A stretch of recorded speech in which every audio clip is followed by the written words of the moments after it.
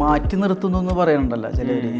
എനിക്കങ്ങനെ തോന്നിയിട്ടില്ല. അത് മാറ്റി നിർത്തുന്നു എന്ന് പറയുന്നത് പിന്നെ എന്താണ് ഈ കറുപ്പ്, ജാതി, മതം എന്നൊക്കെ പറയാറുണ്ടല്ലോ. അത് എന്നെ സംബന്ധിച്ച് അങ്ങനെ ഒരു സംഭവം എനിക്ക് ഫീൽ ചെയ്തിട്ടില്ല, എന്നോട് ആരും കാണിച്ചിട്ടില്ല. ലണ്ടനിലൊക്കെ ഞാൻ ഒറ്റയ്ക്ക് പോയിട്ടുണ്ട്, 5 സ്റ്റാർ തട്ടുകട എന്ന് പറഞ്ഞിട്ട് അത് ഉദ്ഘാടനം ചെയ്യാനായിട്ട്. എന്നെ വിളിച്ച് ഞാനങ്ങ് പോയി. വന്നു കഴിഞ്ഞപ്പോഴാണ് ഞാൻ എവിടെയാണ് പോയത്. അതേ ഒറ്റക്കാണേ, നേരെ പോവുകയാണ്. മലയാളം വേറെ ഒന്നും സംസാരിക്കില്ല. മമ്മൂക്ക എന്നോട് പറഞ്ഞ് ഞങ്ങൾക്കൊക്കെ നിന്നെ ഭയങ്കര ഇഷ്ടമാണ്, നീ തന്നെ അഭിനയിക്കണം. പക്ഷെ ജോഷിയുടെ കാര്യം ഞങ്ങൾക്കറിയില്ല. ചോട്ടാ മുംബൈക്ക് വന്നപ്പോൾ നമ്മൾ എല്ലാവരും കണ്ട്, നമ്മൾ ബാൽക്കണിയിൽ ഇരിക്കണ ഒക്കെ കണ്ട്. അപ്പോൾ ആ ഇൻട്രൊഡക്ഷൻ സീനിലൊക്കെ നമ്മളെ നോക്കിയിട്ട് അടിയിൽ നിന്ന് പേപ്പർ എറിയലും. അപ്പോൾ വൈഫും മക്കൾ ഒക്കെ ഉണ്ട്. ബേസിൽ എന്നോട് ചേട്ടൻ പാട്ട് പാടുമോ എന്ന് വെച്ച് കഴിഞ്ഞാൽ അവന് പാട്ട് പാടും, പക്ഷേ വലിയ ഇതൊന്നുമില്ല. അപ്പം ഇടിയും മിന്നൽ തുടങ്ങി തന്നെ ആ പാട്ട് പാടാം. അയ്യോ ഞാൻ അത് പാടണ്ട, അത് നല്ല പാട്ടാണ്. സിനിമയില്ലെങ്കിൽ എന്തുകൊണ്ട് എനിക്ക് സിനിമയില്ല? എനിക്ക് തന്നെ അറിയാമല്ലോ എന്താ സിനിമ ഇല്ലാതെ. നിങ്ങളെന്താണ് ചത്ത ശവം പോലെ നിൽക്കണത്? നിങ്ങൾ ഇതിനകത്തുള്ളതല്ലേ, നിങ്ങൾ ശവത്തെ പോലല്ലേ നിൽക്കില്ല, എന്തെങ്കിലും കാണിച്ചേക്കെന്ന് പറയാം. നമുക്ക് ഇഷ്ടപ്പെട്ടില്ല. അവനെ വിളിച്ച് വന്നെന്ന് പറഞ്ഞ് ഇതാരാണെന്നറിയാമോ? ഇല്ല സാർ, നീ ഉദ്ദേശിച്ച ആളല്ലേട്ടാ, ഇതിനകത്ത് എൻ്റെ കൂടെ അഭിനയിക്കണം, കൂടെ നിന്ന് അഭിനയിക്കണം.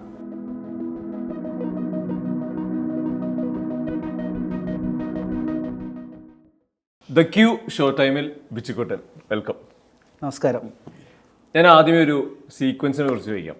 ഈ ചോട്ടാ മുംബൈയില് പോലീസ് വരുമ്പോൾ ഈ ഓട്ടം ഭയങ്കര രസമാണല്ലോ, കുറച്ചധികം നേരം ഓടുന്നുണ്ട്. എൻ്റെ ചോദ്യം ഇരിക്കുന്നത് ഈ ഓട്ടത്തിന് ഡബ് ചെയ്യുന്നത്, ഇതിൽ ഈ പാത്രം തട്ടിയിടുന്നുണ്ട്, മുളക് തട്ടിയിടുന്നുണ്ട്, അയ്യോ അമ്മ എന്നുള്ള വിളിയുണ്ട്, ഓടി വന്ന് പോലീസ് ജീപ്പ് കയറുന്നുണ്ട്, ഞാൻ ഇങ്ങോട്ട് വരാൻ വേണ്ടിയിട്ടാ സാറേ ഓടിയെന്ന് പറയുന്നവരെയുള്ളൊരു പോർഷൻ. അതിൻ്റെ ഒരു ഡബിങ് ശരിക്കും എങ്ങനെയായിരുന്നു?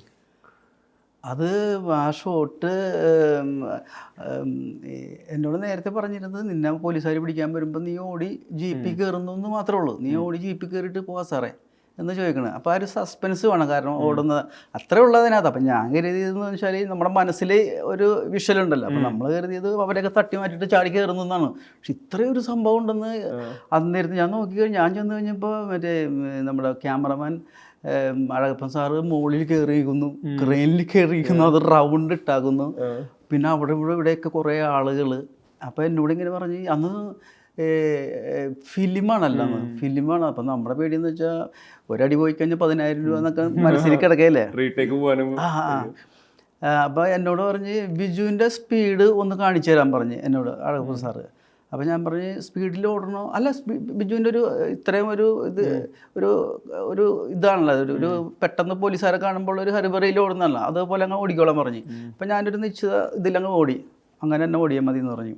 അപ്പോൾ എന്നെ പിടിക്കണം, അതുപോലെ തന്നെ ഈ മറ്റവരുള്ള ഡയലോഗൊന്നും അന്നേരത്ത് ഉണ്ടായിരുന്നില്ല, അതൊക്കെ ഡബിങ്ങിൽ എടുത്താണത്. അപ്പം അത് എനിക്ക് ഭയങ്കര പേടിയായിരുന്നു, കാരണം പുള്ളി മുകളിൽ നിൽക്കുന്നു, ഇപ്പം ഇങ്ങനെ റൗണ്ട് വരുന്നു, ഇത് കുറേ പോയി കഴിഞ്ഞാൽ ഭയങ്കര പ്രശ്നമല്ലേ. അപ്പം എന്നോട് ആദ്യം നമ്മുടെ റിഹേഴ്സൽ കഴിഞ്ഞപ്പോൾ പറഞ്ഞ് കുഴപ്പമില്ല, ഓട്ടം കറക്റ്റാണ്, ഇനി ചെയ്യേണ്ടത് പോകുമ്പോൾ മുളക് തട്ടിയിടണം, മുറം തട്ടിയിടണം. അവിടെ പോയി കഴിഞ്ഞിട്ട് അങ്ങനെയാണെങ്കിൽ ഒരു കാര്യം ചെയ്യാം, അങ്ങനെ അതിലേക്കൂടിയല്ലോ കൊടുവങ്ങൾ തട്ട്. അപ്പോൾ ഒരേ സജഷൻസ് വന്ന്. അപ്പം ഇങ്ങനെ പോകുമ്പോൾ അങ്ങനെയാണെങ്കിൽ സിദ്ദിഖ് അവിടെ നിന്ന് വിളിക്കാനല്ലേ, സിദ്ദിഖിനെ ഇവിടെ എന്തെങ്കിലും പറയാമല്ലോ.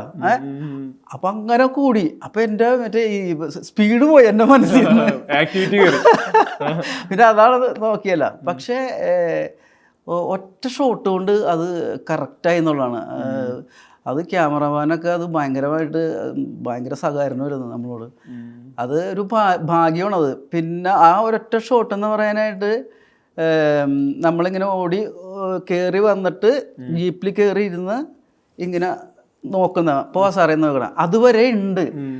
ഞാനത് കയറി നിന്ന് എല്ലാം കറക്റ്റായി കഴിയുമ്പോൾ ഇവിടെ ക്യാമറ ഇങ്ങനെ വരും. അപ്പോൾ ഒരു പോലീസുകാരൻ, രഘുചേട്ടൻ്റെ കൂടെ ഉള്ളൊരു പോലീസുകാരൻ മാസ്കായി പോയി. പുള്ളിനെ ഒരുപാട് വഴക്ക് പറഞ്ഞു. അപ്പൊ അത് മാത്രമാണ് കട്ട് ചെയ്തെടുത്തത്, അല്ലെങ്കിൽ ഒറ്റത് കിട്ടിയത്. അതൊരു ഭയങ്കര ഭാഗ്യമുള്ളത്. എനിക്ക് തോന്നുന്നു ബിജുചേട്ടന്റെ കരിയറിലെ ഹ്യൂമർ ടൈമിങ്ങിനായിട്ട് സംസാരിക്കുമ്പോൾ എടുത്തു പറയേണ്ട ഷോർട്ടും സീക്വൻസും തോന്നിയിട്ടുണ്ട്, ഈ ഓട്ടും കാര്യങ്ങളൊക്കെ. ഇപ്പൊ ഞാൻ ചോദിച്ചത്, ആ ഒരു ഇത്രയൊരു ഷൂട്ട് ചെയ്യുന്നത് ഇതിന്റെ ഒരു ഡബിങ് സിനാരിയോയില് ഈ ശബ്ദങ്ങൾ ഉണ്ടാക്കണല്ലോ, ഓടുന്ന ചാടുന്ന പറയുന്നത്, അതിന്റെ ഒരു മൊമെന്റ് എങ്ങനെയാ ശരിക്കും? അത് നമ്മളൊന്നും കൂടെ അഭിനയിക്കുകയാണല്ലോ. അതെ അതെ അതെ. അത് നമ്മളെന്ന് പറഞ്ഞാലേ ഈ എന്താണ് ഡയലോഗ് ഇപ്പൊ സിദ്ദിഖിനെ കാണുമ്പോൾ പറയേണ്ട ഡയലോഗ് ഈ ധാരാളം മഞ്ഞു മനുഷ്യനാ ആന്ന് വയ്ക്കണ. പിന്നെ കുടം തട്ടിയതിന് ശേഷം ഒരു പോലീസുകാരൻ പിടിക്കാൻ നിൽക്കുന്നുണ്ട്. അപ്പൊ അയ്യോ പറ്റിച്ചേ, അതൊക്കെ മാത്രം നമ്മൾ മനസ്സിൽ വെച്ചിട്ട് ബാക്കിയെല്ലാം നമ്മൾ ആ സമയത്ത് ഉണ്ടാക്കിയെടുക്കുകയാണ് ചെയ്യണത്. അപ്പോൾ അതൊക്കെ നമുക്ക് നമ്മൾ ബെന്നിച്ചേറിന് എപ്പോഴും ഉണ്ടാവും നമ്മുടെ കൂടെ, ഡബിങ്ങിനായാലും ഷൂട്ടിങ്ങിനായിട്ട്. അപ്പോൾ പുള്ളിയാണ് മഞ്ഞു മനുഷ്യൻ അത് ഇതൊക്കെ പറഞ്ഞത്. അപ്പം അത് നമ്മൾ പോയിന്റ് ചെയ്തിട്ട് ബാക്കി നമ്മൾ എക്സ്ട്രാ ഇടുന്ന സംഭവങ്ങളാണത്. ഇത്രയും സീക്വൻസ് പറയുമ്പോൾ എനിക്ക് തോന്നുന്നു കരിയറിന്റെ ഒരു 18ാം വർഷമാണല്ലോ. ഭയങ്കര ലോങ് ജേർണിയാണ്. അതിൽ ഐക്കോണിക് ആയിട്ട് കുറെ സിനിമകളുടെ കഥാപാത്രങ്ങളൊക്കെ ഉണ്ട്. ഈ ചോട്ടാ മുംബൈ ഇപ്പം എടുക്കുന്ന സമയത്ത് എനിക്ക് തോന്നുന്നു ആളുകളെ ഏറ്റവും കൂടുതൽ റിപ്പീറ്റഡ്ലി സംസാരിക്കുന്ന സിനിമകളുടെ ഒരു സിനിമയാണ്. ഈ റീ റിലീസ് ട്രെൻഡിങ് ആവുന്ന സമയത്ത് ആളുകൾ ആഗ്രഹിക്കുന്ന റീ റിലീസിൽ ചോട്ടാ മുംബൈ വരുന്നുണ്ട്. എന്റർടൈൻമെന്റ് പാക്കേജ് ആണ്. നിങ്ങളെല്ലാവരും ഒരുപോലെ ഈ വേണ്ടേക്ക് കാര്യങ്ങളൊക്കെ വരുന്നത്. ചോട്ടാ മുംബൈ ഇപ്പൊ ഒരു 2024 ഇരുന്ന് റീകളക്ട് ചെയ്യുമ്പോൾ എങ്ങനെ അതൊരു സ്പെഷ്യൽ ആവുന്നുണ്ടോ? എന്താ അതിന്റെ ഒരു? അല്ല, ഈ പറഞ്ഞ പോലെ എല്ലാവരും ആഗ്രഹിക്കുന്ന ഒരുപാട് കുറച്ച് സിനിമകളുണ്ടല്ലോ. അതിൽ എനിക്ക് തോന്നുന്നു ഒന്നാമത് നിൽക്കുന്നത് നമ്മുടെ ചോട്ടാ മുംബൈ ആണെന്ന് തോന്നുന്നത്. അത് ഇനിയിപ്പോൾ രണ്ടാമത് വരണം എന്നാണ് എൻ്റെ ആഗ്രഹം. പിന്നെ ജനങ്ങൾ ഇഷ്ടപ്പെടുന്നതുകൊണ്ടാണല്ലോ രണ്ടാമത് ഇത് ജനങ്ങൾ ആവശ്യപ്പെടുന്നത്. അപ്പോൾ അതുപോലെ വരികയാണെങ്കിൽ എനിക്ക് നന്നായിരിക്കും. ലാലേട്ടനൊക്കെ തകർത്ത്. ഭയങ്കര ഒരു മോഹൻലാൽ ഫാനും അല്ലേ? ഭയങ്കര ഒരു ഡൈ ഹാർഡ് മോഹൻലാൽ ഫാൻ. ഞാൻ നേരത്തെ ഈ സ്കൂളിലൊക്കെ പഠിക്കുന്ന കാലത്ത് അല്ലെങ്കിൽ സ്കൂൾ കഴിഞ്ഞൊക്കെ പോകുമ്പോൾ ഞാൻ ലാലേട്ടൻ്റെ പടങ്ങളെല്ലാം ഞാൻ കാണും. മമ്മൂക്കടയും കാണും കേട്ടോ. പക്ഷെ എന്നാലും കുറച്ചും കൂടി ഇഷ്ടം ലാലേട്ടനായിരുന്നു. എൻ്റെ വീട്ടിൽ എൻ്റെ അച്ഛൻ മമ്മൂക്കയുടെ ഭയങ്കര ഫാനാണ്. അപ്പോൾ അച്ഛൻ ഈ രണ്ടെണ്ണമൊക്കെ അടിച്ച് വരുന്ന സമയത്ത് അച്ഛനെ ഞങ്ങളെ മൂപ്പിക്കാൻ വേണ്ടിയിട്ട് നല്ല പടം ഇറങ്ങിയിട്ടുണ്ടാ അടിപൊളി എന്ന് പറയുമ്പോൾ അച്ഛൻ അവിടെ എനിക്കും മോനെ മമ്മൂട്ടി എന്ന് പറഞ്ഞാൽ ഇന്ത്യയിലാണ്. പിന്നെ എന്ത് ഇന്ത്യയിലാണ്? എവിടെ ഇന്ത്യയിൽ? ഹിന്ദിയിലൊന്നും ഇല്ല. അപ്പം അച്ഛൻ ഭയങ്കര ദേഷ്യം കയറും ഇങ്ങനെ. അപ്പോൾ അച്ഛനെ ഇറിറ്റേറ്റ് ചെയ്യാൻ വേണ്ടി നമ്മളിങ്ങനെ വെറുതെ പറഞ്ഞുകൊണ്ടിരിക്കും കേട്ടോ, മോഹൻലാലിനെ കുറിച്ച് ഇങ്ങനെ പറഞ്ഞുകൊണ്ടിരിക്കും. അപ്പോൾ അത് ഇങ്ങനെ കുറച്ച് ഇങ്ങനെ ഇടയ്ക്കിടയ്ക്ക് അങ്ങനെ ഉണ്ട് അങ്ങനെ. അപ്പോൾ നല്ല പടമൊക്കെ വരുമ്പോൾ ഡാ അതൊന്ന് പോയി കാണണ്ടാ, മമ്മൂട്ടിയുടെ പടം ഇറങ്ങിയിട്ടുണ്ട്, നീ ഒന്ന് പോയി കാണും കേട്ടാ. അപ്പം ഞാൻ പറയും ഡാൻസ് കളിക്കില്ല മമ്മൂക്ക. ആര് പറഞ്ഞു? അത് കളിക്കും. ഇപ്പോഴത്തെ സിനിമയിൽ ഡാൻസ് വേണ്ടാണ്ടാണ് എന്നൊക്കെ പറഞ്ഞിട്ട് പുള്ളി മമ്മൂക്കനെ സപ്പോർട്ട് ചെയ്ത് സംസാരിക്കും. അപ്പോൾ ഈ പോത്തം രാവ ഷൂട്ടിങ് തുടങ്ങി എല്ലാ ദിവസവും ഞാൻ വീട്ടിൽ നിന്ന് പോയി റിലീസ് ആകുമ്പോൾ തന്നെ ദുബായിലായിരുന്നു. ഇപ്പോൾ ദുബായിൽ നിന്ന് അപ്പോൾ എന്നോട് ഞാൻ പറഞ്ഞു നമുക്ക് ഞാൻ വന്നതിന് ശേഷം നമുക്ക് എല്ലാവരും കൂടി പോയി സിനിമ കാണാമെന്ന് പറഞ്ഞു. അപ്പോൾ ഞാൻ വന്ന് നമ്മൾ മുഗൾ തിയേറ്റർ ഉണ്ട് കൊടുങ്ങല്ലൂർ. അച്ഛനും അമ്മയും വൈഫ് മക്കൾ അനിയന്മാരുടെ വൈഫ് എല്ലാവരും പോയി തിയേറ്ററിൽ നിന്ന് സിനിമ കൊണ്ട് നിറച്ച ആളുകളൊക്കെ ഉണ്ട്. എന്നിട്ട് തിരിച്ച് വന്നിട്ട് വീട്ടിൽ വന്നപ്പോൾ അച്ഛൻ ചോദിച്ചു, ഇതാ മമ്മൂക്കയാണോ മോഹൻലാലാണോ നല്ലത്? ഞങ്ങളുടെ മമ്മൂക്ക എൻ്റെ മമ്മൂക്ക നീ രക്ഷപ്പെട്ടു. സത്യം പറഞ്ഞാലേ എനിക്ക് സങ്കടം വന്നു കേട്ടത് കേട്ടപ്പോ. അച്ഛനെ ലൈഫിന്റെ പാർട്ടാണല്ലോ മമ്മൂട്ടി എന്ന് പറയുന്നത്. അതെ അതെ അതെ. ഇപ്പം എങ്ങനെയുണ്ടാ എന്ന് ചോദിച്ചിട്ടുണ്ട്. ഞാൻ പറഞ്ഞ അച്ഛ തമാശ പറഞ്ഞല്ല, ഇല്ലില്ല നീ തമാശ ഒന്നും പറഞ്ഞല്ല, നമ്മളെ മമ്മൂട്ടി വേണ്ടി ഒന്നില്ലടാ നിന്നെ സിനിമയിൽ എടുക്കാൻ. അത് അച്ഛൻ ശരിക്കും ഇപ്പൊ ഒരു ബിജുചേട്ടൻ്റെ ഒരു സ്ക്രീനിലെ പെർഫോമൻസ് ഒക്കെ കണ്ടുകണ്ടേ, ഇപ്പൊ പോത്തമാവയായിട്ട് ചോട്ടമാവയായിട്ട് മറ്റേ സിനിമകൾ, അച്ഛൻ്റെ ഒരു ഫസ്റ്റ് റെസ്പോൺസ് എന്തായിരിക്കും? അച്ഛൻ്റെ അമ്മയുടെ ഒക്കെ ഇതിൻ്റെ കണ്ടു കഴിഞ്ഞിട്ടുള്ള അച്ഛനൊക്കെ കാരണം നമ്മുടെ ഫാമിലിയിൽ നിന്ന് തന്നെ അങ്ങനെ ഒരു കലാപരമായിട്ടുള്ളൊരു സംഭവങ്ങളൊന്നുമില്ല. അപ്പം അച്ഛന് ഭയങ്കര ഇഷ്ടമായിരുന്നു ഇങ്ങനെ പോണതൊക്കെ. അച്ഛൻ നേരത്തെ ഞങ്ങൾ മിമിക്രി അവതരിപ്പിക്കുന്ന സമയത്ത് അച്ഛൻ കാണാൻ വന്നു കഴിഞ്ഞിട്ട് അപ്പോൾ ഓഡിയൻസിൻ്റെ ഇടയിൽ നിന്നിട്ട് അപ്പം ഞാനാണ് ഇത്തിരി സെൻട്രലൈസ് ചെയ്യുന്ന കളിക്കുന്ന ആൾ ഞാനാണ്. മാട്ടപ്പരിപാടി, ചെറിയ പരിപാടി. അപ്പം അച്ഛൻ ചോദിക്കും ഈ ആളുകളോട്, ആ കറുത്ത പയ്യൻ കൊള്ളാം അല്ലേ? അവൻ അടിപൊളിയാ.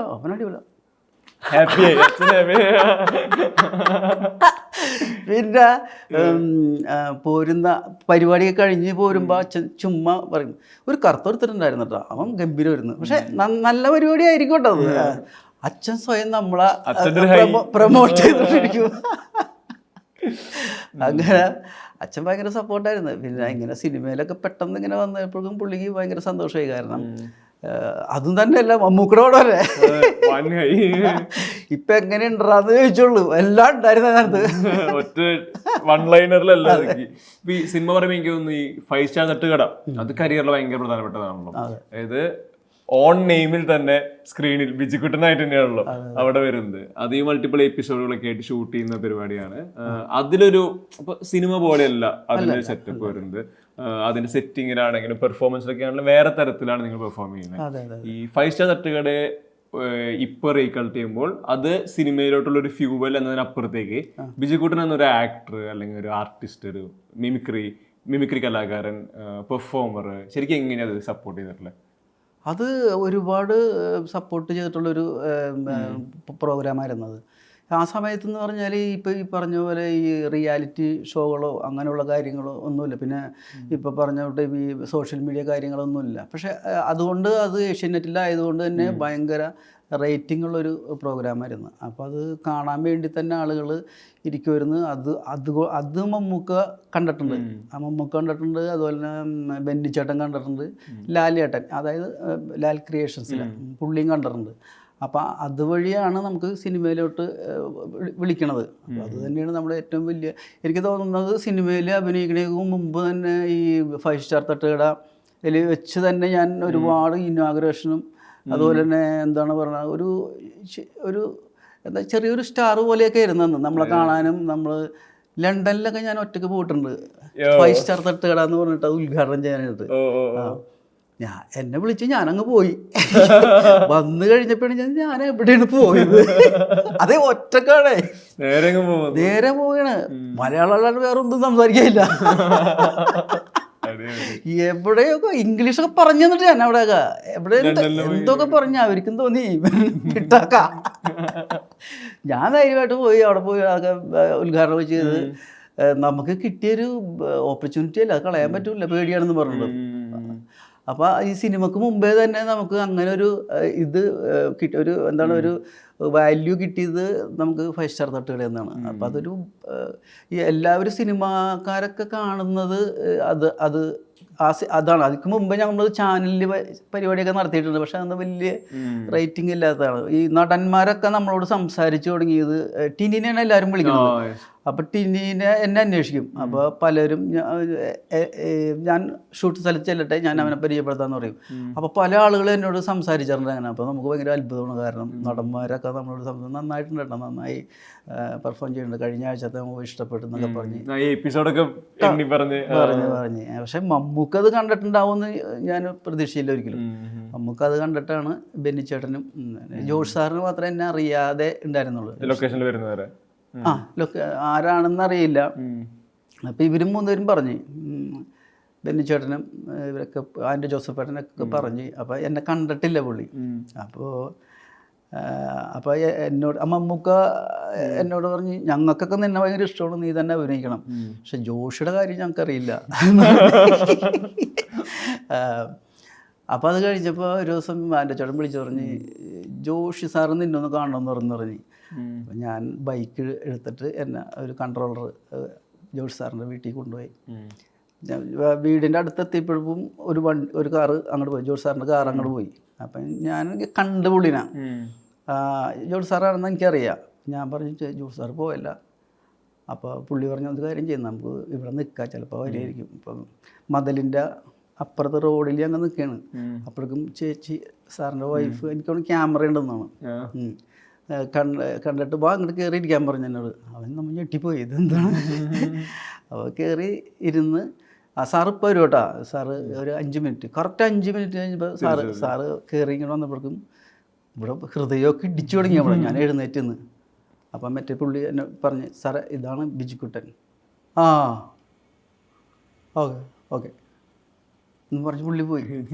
കാരണം എൻ്റെ മനസ്സിൽ ഷൂട്ടിങ്ങിൻ്റെ നിന്ന് കളിക്കണ പരിപാടി പേടിയൊന്നുമല്ല. ഈ ഫ്രെയിമിലൊക്കെ ഈ 2 പേര് നിൽക്കുമ്പോൾ ഇപ്പം സലീം കുമാർ അശോകൻ ചേട്ടനൊക്കെ പറയുമ്പോൾ ഏകദേശം ഉണ്ട്. പക്ഷെ ഞാനെന്ന് പറയുമ്പോൾ മമ്മൂക്ക് അത്രയും പൊക്കോ, എനിക്ക് എൻ്റെ മനസ്സിൽ അതൊക്കെയാണ്. പുള്ളി ഇങ്ങനെ നോക്കുകയും ചെയ്തത്. ഞാൻ കരുതി പടി വാളിയെന്ന് കരുതി.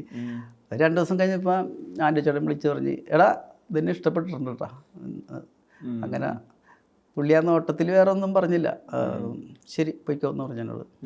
ഈ സിനിമ ഫ്രെയിം ഒക്കെ പറഞ്ഞപ്പോഴേ നമ്മളിപ്പോൾ ഒരു ലൈവ് ഹ്യൂമർ ചെയ്യുന്നത് ഒരു സ്റ്റേജിലായിരിക്കാം, അല്ലെങ്കിൽ ഇപ്പോൾ ഈ പറഞ്ഞ 5 സ്റ്റാർ ആണെങ്കിലും അതിനൊരു അതിൻ്റെ ഒരു 80% ഒരു മിഡ് വൈഡ് ഷോട്ടിലാണല്ലോ. നിങ്ങൾക്ക് അവിടെ സ്പേസ് ഉണ്ട് പെർഫോം ചെയ്യാനായിട്ട്. സിനിമയിൽ വരുമ്പോൾ ലെൻസ് മാറുന്നതനുസരിച്ച് ക്ലോസ് വരുന്നുണ്ട്, വൈഡ്, മിഡ്, ക്ലോസ്, ഇത് മാറി മാറി വരുന്നുണ്ട്. നിങ്ങൾ എത്ര പെർഫോം ചെയ്യണം, എത്ര തുറന്ന് അഭിനയിക്കണം, എത്ര കൺട്രോൾ ചെയ്ത് അഭിനയിക്കണം, എത്ര ലൗഡ് ആവാതിരിക്കാം, ഇതിനൊക്കെയുള്ള സ്പേസ് ഓരോ ലെൻസ് അനുസരിച്ചിട്ടാണ്. അത് ശരിക്കും ഒരു ആക്ടറായിട്ട് തുടങ്ങിയ സമയത്ത് നിന്ന് ഇപ്പോഴത്തേക്ക് ഇത്രയും കാലമാകുമ്പോഴത്തേക്കും അതിലൊരു പ്രാക്ടീസ് എല്ലാം കിട്ടുന്നുണ്ട്. ആദ്യം ഇത് പെർഫോമൻസ് സമയത്ത് ഇപ്പോൾ ഒരു 85 ലെൻസ് കിട്ടുന്നു പറയുമ്പോൾ എത്ര പെർഫോം ചെയ്യുന്നത് അത്ര ഡൗട്ട്ഫുൾ ആയിരുന്നു. അങ്ങനത്തെ ഒരു ചിന്തകൾ, ആകുലതകൾ ഒക്കെ ഉണ്ടായിരുന്നു, ആശങ്കകൾ? എനിക്കങ്ങനെ ഈ ലെൻസിനെ കുറിച്ചൊന്നും അങ്ങനെ ഒന്നും എനിക്ക് അങ്ങനെ പ്രശ്നമൊന്നും ഉണ്ടായില്ല. മമ്മൂട്ടിയുടെ കൂടെ ഇനിയിപ്പോൾ ഈ ഒരു സീൻ ഞാൻ എങ്ങനെ ചെയ്യും, ഈ ലെൻസിൽ എങ്ങനെയായിരിക്കും നമ്മളെ ഫേസ്, അങ്ങനെയൊന്നും എനിക്ക് ഉണ്ടായിരുന്നില്ല. പിന്നെ അങ്ങനൊരു എന്താ പറയണത്, അപ്പോൾ ഇപ്പോൾ ഈ ലെൻസിൽ നമ്മൾ ഹൈ ആയിട്ട് ചെയ്യേണ്ടതും ഡയലോഗ് ഡൗൺ ആയിട്ട്, പക്ഷെ അങ്ങനത്തെ ഒരു സംഭവം ഇതുവരെ എനിക്ക് കിട്ടിയിട്ടില്ല. ഞാനെല്ലാവരും അങ്ങനെ പറയുന്ന സംഭവമാണ് കിട്ടിയാണ്. അപ്പോൾ നമുക്ക് പറയുന്ന കൗണ്ടർ ഇപ്പോൾ ക്ലോസിൽ വെച്ചാലും നമ്മൾ ആ രീതിയിലേ പറയുള്ളൂ. സെന്റിമെന്റ്സ് കാര്യങ്ങളൊക്കെ വരുമ്പോൾ നമുക്ക് ഇമോഷണൽ ആയിട്ട് പറയാനൊക്കെ പറ്റുള്ളൂ. അപ്പം എന്നോട് ലാലേട്ടൻ, ലാൽ ക്രിയേഷൻസ് ലാലേട്ടൻ പറഞ്ഞ് ഷൂട്ടിങ് തുടങ്ങണേക്ക് മുമ്പ് പറഞ്ഞ്, നീ ടിന്നിനെ എങ്ങനെ കാണുന്നു നമ്മുടെ 5 സ്റ്റാർ തട്ടുകടയിൽ, ടിനി നിൻ്റെ മുതലാളി, അത് തന്നെയാണ് ഇവിടെ ചെയ്യേണ്ടത് എന്ന് വെച്ചാൽ മമ്മൂക്ക നിൻ്റെ മുതലാളി, നീ മമ്മൂക്കയുടെ കൂടെ നടക്കുന്ന ആൾ, അതേ ടോൺ തന്നെ നീ പിടിച്ചോളാൻ പറഞ്ഞ്. അങ്ങനെയാണ് നമ്മൾ മറ്റേ മുതലാളി എന്നുള്ള സംഭവത്തിൽ പിടിച്ചത്. പിന്നെ എല്ലാം അങ്ങനെ തന്നെയാണ്. ചോട്ടോമ്പേക്കും അത് തന്നെയാണ് വന്നത്. പിന്നെ വരുന്നതൊക്കെ ചേട്ടാ മറ്റേ ടോൺ വന്നില്ല ചേട്ടാ, ആൾക്കാർ കേൾവിക്ക് പരിചിതമായി. അയ്യോ ചേട്ടാ അത് മറ്റേത് അതുപോലെ വന്നില്ല. പിന്നെ നമ്മൾ അതിന്റെ കൂടെ അത് മതി. അങ്ങനെയും ചോദിക്കാനുള്ളത് ഇപ്പോ ഒരുപാട് തവണ റിപ്പീറ്റ് ആവുന്നുണ്ടല്ലോ ശരിക്കും. അതായത് ശബ്ദം, പെർഫോമൻസ്, കിട്ടുന്ന ക്യാരക്ടേഴ്സ്, പിന്നെ അതൊരു ഒരു പോയിന്റ് സർവൈവലാണ്. നമുക്ക് സിനിമകൾ വേണം ജേർണിയില്. ഇത് ബാക്ക് ടു ബാക്ക് റിപ്പീറ്റ് ആയി കഴിയുമ്പോൾ ഇതിലെവിടെയെങ്കിലും ഒരു ബിജുക്കുട്ടൻ എന്ന ആക്ടർക്ക് ഒരു ക്വസ്റ്റ്യൻ മാർക്ക് വരുന്നുണ്ടോ? ഞാൻ ഇനി എന്താ പുതിയത് ചെയ്യണ്ടേ? അങ്ങനത്തെ ഒരു പ്രശ്നം ഉണ്ടായിരുന്നു എപ്പോഴും? ഉണ്ടായിട്ടുണ്ട്. എനിക്ക് തോന്നുന്നത് ഒരു 2 വർഷത്തിനൊക്കെ മുമ്പ്, ഇപ്പൊ കൊറോണ കഴിഞ്ഞിട്ട് ഒട്ടുമില്ലെന്ന് പറയാം. കൊറോണക്ക് മുമ്പ് എനിക്ക് തോന്നുന്നു 2013-12 ഞാൻ വീട്ടിൽ വെറുതെ ഇരിക്കുകയായിരുന്നു. അപ്പോൾ പറഞ്ഞ പോലെ നമ്മൾ ഇപ്പോൾ ഈ മാറ്റി നിർത്തുന്നു എന്ന് പറയാനുണ്ടല്ലോ ചിലവർ, എനിക്കങ്ങനെ തോന്നിയിട്ടില്ല. അത് മാറ്റി നിർത്തുന്നു എന്ന് പറയുന്നത് പിന്നെ എന്താണ് ഈ കറുപ്പ്, ജാതി, മതം എന്നൊക്കെ പറയാറുണ്ടല്ലോ. അത് എന്നെ സംബന്ധിച്ച് അങ്ങനെ ഒരു സംഭവം എനിക്ക് ഫീൽ ചെയ്തിട്ടില്ല, എന്നോട് ആരും കാണിച്ചിട്ടുമില്ല. ഇപ്പം ഇവിടെ വന്ന് പറയുന്ന ആളുകൾക്ക് അനുഭവം ഉണ്ടാവട്ടെ, ഞാൻ അവരെ കുറ്റപ്പെടുത്തുന്നതല്ല, എനിക്കങ്ങനെ ഉണ്ടായിട്ടില്ല. അപ്പം ഞാൻ നമ്മളെ ഇപ്പം ഈ പറഞ്ഞ പോലെ ഒരു ഗ്യാപ്പ് ഫീൽ ചെയ്യണത് നമ്മൾ ആവർത്തന വിരസത കാണിച്ചിട്ടുണ്ടാവും, അല്ലെങ്കിൽ നമ്മളിപ്പോൾ പറഞ്ഞ ഓവർ യൂസ് ആയിട്ടുണ്ടാകും നമ്മൾ. അപ്പം അത് നമ്മളെ തന്നെ ഒരു നെഗറ്റീവാണത്. അത് നമ്മളങ്ങനെ ചിന്തിക്കണം. അല്ലാതെ കുറച്ച് പടം കുറഞ്ഞ് കഴിയുമ്പോൾ ഞാൻ കറുത്താണ് ഇന്ന ജാതിയാണെന്ന് പറഞ്ഞ് മാറ്റി വെച്ചിട്ട് കാര്യമില്ല. കാരണം എനിക്ക് അങ്ങനെ പറഞ്ഞു കഴിഞ്ഞാൽ മമ്മൂക്ക തുടങ്ങി ലാലേട്ടൻ എല്ലാവരെയും അധിക്ഷേപിക്കുന്ന പോലെ പോകുന്നത്. കാരണം ഇപ്പം 18 വർഷമായിട്ട് നമ്മൾ സിനിമയിൽ നിൽക്കുകയല്ലേ. ഇപ്പം സിനിമ കുറവാണെന്നല്ലേ ഉള്ളൂ. ആ സമയത്ത് നമ്മളെ ഇഷ്ടപ്പെടാണ്ടിരിക്കുക ഒന്നുമല്ല. കാരണം ഞാൻ ഇപ്പോൾ ജീവിക്കുന്നത് ശരിക്കും പറഞ്ഞാൽ സ്വർഗത്തിലാണ്. അപ്പോൾ നമ്മളങ്ങനെ ഒരിക്കലും അങ്ങനെയൊന്നും എന്നോട് ആരും പെരുമാറിയിട്ടുമില്ല. അങ്ങനെ ഒരു ജാതി അല്ലെങ്കിൽ കറുത്ത അങ്ങനെ ഞാൻ പറയണത് എൻ്റെ ഈ ഓവർ യൂസ് അല്ലെങ്കിൽ നമ്മൾ പഴയത് തന്നെയാണ് നമ്മൾ ചെയ്തുകൊണ്ടിരിക്കുന്നത്. അതുകൊണ്ടാണ് നമുക്ക് മാറ്റി ചെയ്യാനായിട്ട് കിട്ടിയിട്ടില്ല ഒന്നും. അതുകൊണ്ടാണ് നമുക്ക് ചെയ്യാൻ പറ്റാത്തത്. നമ്മൾ അത് കിട്ടിക്കഴിഞ്ഞാൽ ഞാൻ അടിച്ചു പൊളിക്കുമെന്നല്ല പറയണത്, ഇതുവരെ കിട്ടിയിട്ടില്ല. ഇത് കിട്ടിയിരിക്കുന്നത് ഇതാണ്. ഇപ്പം നേരത്തെ പറഞ്ഞു വിട്ട് നമുക്ക് വലിയ ബാങ്ക് ബാലൻസോ അച്ഛൻ വലിയ ജോലിക്കാരനൊന്നുമില്ല. നമുക്ക് എന്താണ് ഈ പോകാനായിട്ട് അപ്പോൾ അങ്ങനെ സർവൈവ് ചെയ്ത് പോകാനേ പറ്റുള്ളൂ നമുക്ക്. ഏത് വന്നാലും എന്ത് വന്നാലും അതേ ഉള്ളൂ എന്ന് പറഞ്ഞാലും നമുക്ക് ചെയ്യണം അത്. ഇനിയിപ്പോൾ ഏതെങ്കിലും നല്ല എന്തെങ്കിലും വരുമ്പോൾ നമ്മൾ ചെയ്യും. കാത്തിരിക്കാന്ന് മാത്രമേ ഉള്ളൂ, അല്ലാതെ അത്രേ ഉള്ളൂ. നമ്മൾ അതിന് ഒരാളെ കുറ്റം പറഞ്ഞിട്ടോ അല്ലെങ്കിൽ ഒരു ഇൻഡസ്ട്രീനെ കുറ്റം പറഞ്ഞിട്ടോ ഒന്നും കാര്യമൊന്നുമില്ല. ആരെങ്കിലുമൊക്കെ പറഞ്ഞിട്ടുണ്ടെങ്കിൽ അവർക്ക് അനുഭവം ഉണ്ടാവും കേട്ടോ. പക്ഷെ എനിക്കങ്ങനെ അനുഭവം മിമിക്രിയൊന്നും ഉണ്ടായിട്ടില്ല. ടിനിയൊക്കെ ആയാലും നമ്മളെ ബൂസ്റ്റ് ചെയ്യാനാണ് നോക്കിയിട്ടുള്ളൂ. അതിൽ ഒരിക്കലും കുറേ കൗണ്ടറൊക്കെ പറഞ്ഞാലും ടിനിയൊക്കെ അത് നീ പറഞ്ഞാൽ മതി, നീ പറഞ്ഞാലേ കേൾക്കുള്ളൂ. അന്നേരത്ത് നമ്മുടെ ഒരു മാറ്റി നിർത്തലൊന്നുമില്ല. അവർ നമ്മുടെ സക്സസ്സിന് അതെ അതെ അതെ അതെ. അതുകൊണ്ട് നമുക്ക് അങ്ങനെ പറയാനൊന്നും പറ്റൂല. ഇങ്ങനെ ഇപ്പൊ ഒരു ആക്ടർ ഇങ്ങനെ പറയുന്നത് ഭയങ്കര പ്രധാനപ്പെട്ടതാണ്. കാരണം ഞാൻ ഓവർ യൂസ്ഡ് ആയി എന്നുള്ള ധാരണ അത് കിട്ടാന്നുള്ളത് ഭയങ്കര പ്രധാനപ്പെട്ടതാണ്. അല്ല, അത് ഞാനത് നമ്മളാരും കുറ്റപ്പെടുത്തിയിട്ട് കാര്യമില്ല. ഞാൻ ചോട്ടാ മുമ്പേ പോത്തൻ ബാബു കഴിഞ്ഞപ്പോൾ നമുക്കൊരു ഒരുപാട് ഇൻ്റർവ്യൂസ് വരുമല്ലോ. അപ്പം അന്ന് നമുക്ക് സോഷ്യൽ മീഡിയ ഇല്ല, വലിയ ചാനലിൽ ടെലിവിഷൻ. അപ്പം ഞാൻ അന്നേ പറഞ്ഞിട്ടുണ്ട്, ഇത് സിനിമ എന്ന് പറയുന്ന ഭാഗ്യമാണ്. ആ ഭാഗ്യമാണ് എനിക്ക് കിട്ടിയാണത്. എന്നിലും കഴിവുള്ള ഒരുപാട് മിമിക്രി കലാകാരന്മാർ അഭിനയിക്കാനും അതുപോലെ മിമിക്രി ചെയ്യാൻ കഴിവുള്ളവർ ഒരുപാട് ഒരു പുറകിലിപ്പുണ്ട്. ഇതിപ്പോൾ എനിക്ക് കിട്ടിയൊരു ഭാഗ്യമാണ്. അവരൊക്കെ വരുമ്പോൾ നമ്മളൊന്ന് മാറിക്കൊടുക്കേണ്ടി വരും. നമ്മൾ മാറിക്കൊടുക്കേണ്ടി വരും. അന്ന് ഞാൻ പറഞ്ഞിട്ടുണ്ട്, ഏതെങ്കിലും ഇത് നോക്കിയാൽ അറിയാം. പക്ഷെ അന്ന് അത് നമ്മുടെ മനസ്സിലുള്ളത് കൊണ്ട് നമുക്ക് ടെൻഷനില്ല. അതുകൊണ്ടാണ് ഇപ്പോൾ ഇത് ഇങ്ങനെ പറയാൻ പറ്റുന്നത്. പിന്നെ തീർച്ചയായിട്ടും നമ്മൾ ചെയ്യണത് അല്ല, നമ്മൾക്ക് തന്നെ അറിയാലോ, അയ്യോ ഞാൻ ഇത് ചെയ്ത് കഴിഞ്ഞാൽ. അപ്പോൾ അത് നമ്മളുടെ ഒരു കാര്യം, നമ്മുടെ നെഗറ്റീവ് നമ്മൾ തന്നെ അറിയുക, അതാണ്. അത്രേ ഉള്ളൂ. ഈ അല്ല ഇതൊക്കെ പറയുമ്പോഴേ എനിക്ക് തോന്നി ലൈവ് ഹ്യൂമർ ചെയ്യുന്നത് സിനിമയിൽ പെർഫോം ചെയ്യുന്നത് ഇതിലൊക്കെ വ്യത്യാസമുണ്ട്.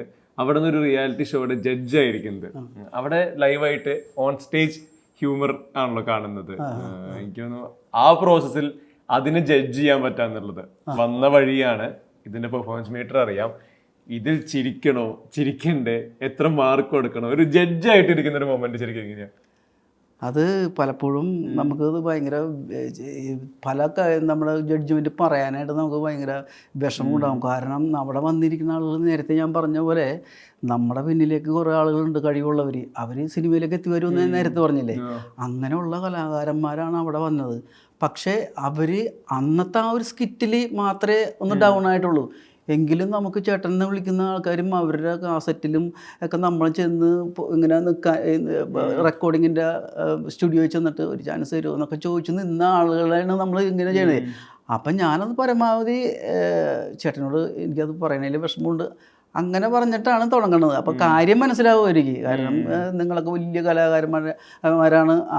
അങ്ങനത്തെ കുറച്ച് വലിയ സീനിയോറിറ്റി ഉള്ള ആളുകൾ വരുമ്പോൾ ജഡ്ജ്മെൻറ്റ് ചെയ്യാനൊക്കെ ഇത്തിരി വിഷമമാണ് എനിക്ക്. എന്നെ സംബന്ധിച്ച് അങ്ങനെയാണ്. ചിലപ്പോൾ ചിലരൊക്കെ വെട്ടിത്തുറന്ന് പറയും, വെട്ടിത്തുറന്ന് പറയണം, എങ്കിലും നമുക്കൊരു വിഷമമാണ് അത്.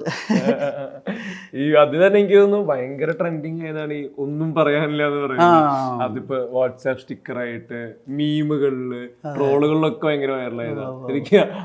അതിന്റെ ഒരു ജേണി എങ്ങനെ കാണുന്നത്? ഇപ്പോ ആദ്യം പറയുന്നതും പിന്നീട് അതിങ്ങനെ റീച്ചായി പോകുന്നതും. അത് ശരിക്കും പറഞ്ഞാൽ അവിടെ വന്നിരുന്നാൽ ഒന്നും പറയാനില്ല, എന്ത് പറയാൻ പറ്റുള്ളൂ. ഇത് നമ്മളിത് കണ്ടുപിടിച്ച വേടൊന്നുമല്ല. ഇത് നമ്മൾ എല്ലാവരും പറയുന്ന ഒരു കാര്യമാണ്. പക്ഷേ നല്ലത് വരുമ്പോൾ ഞാൻ ലാസ്റ്റോ അല്ലെങ്കിൽ ആദ്യമോ അങ്ങനെ പറയാറുണ്ട്.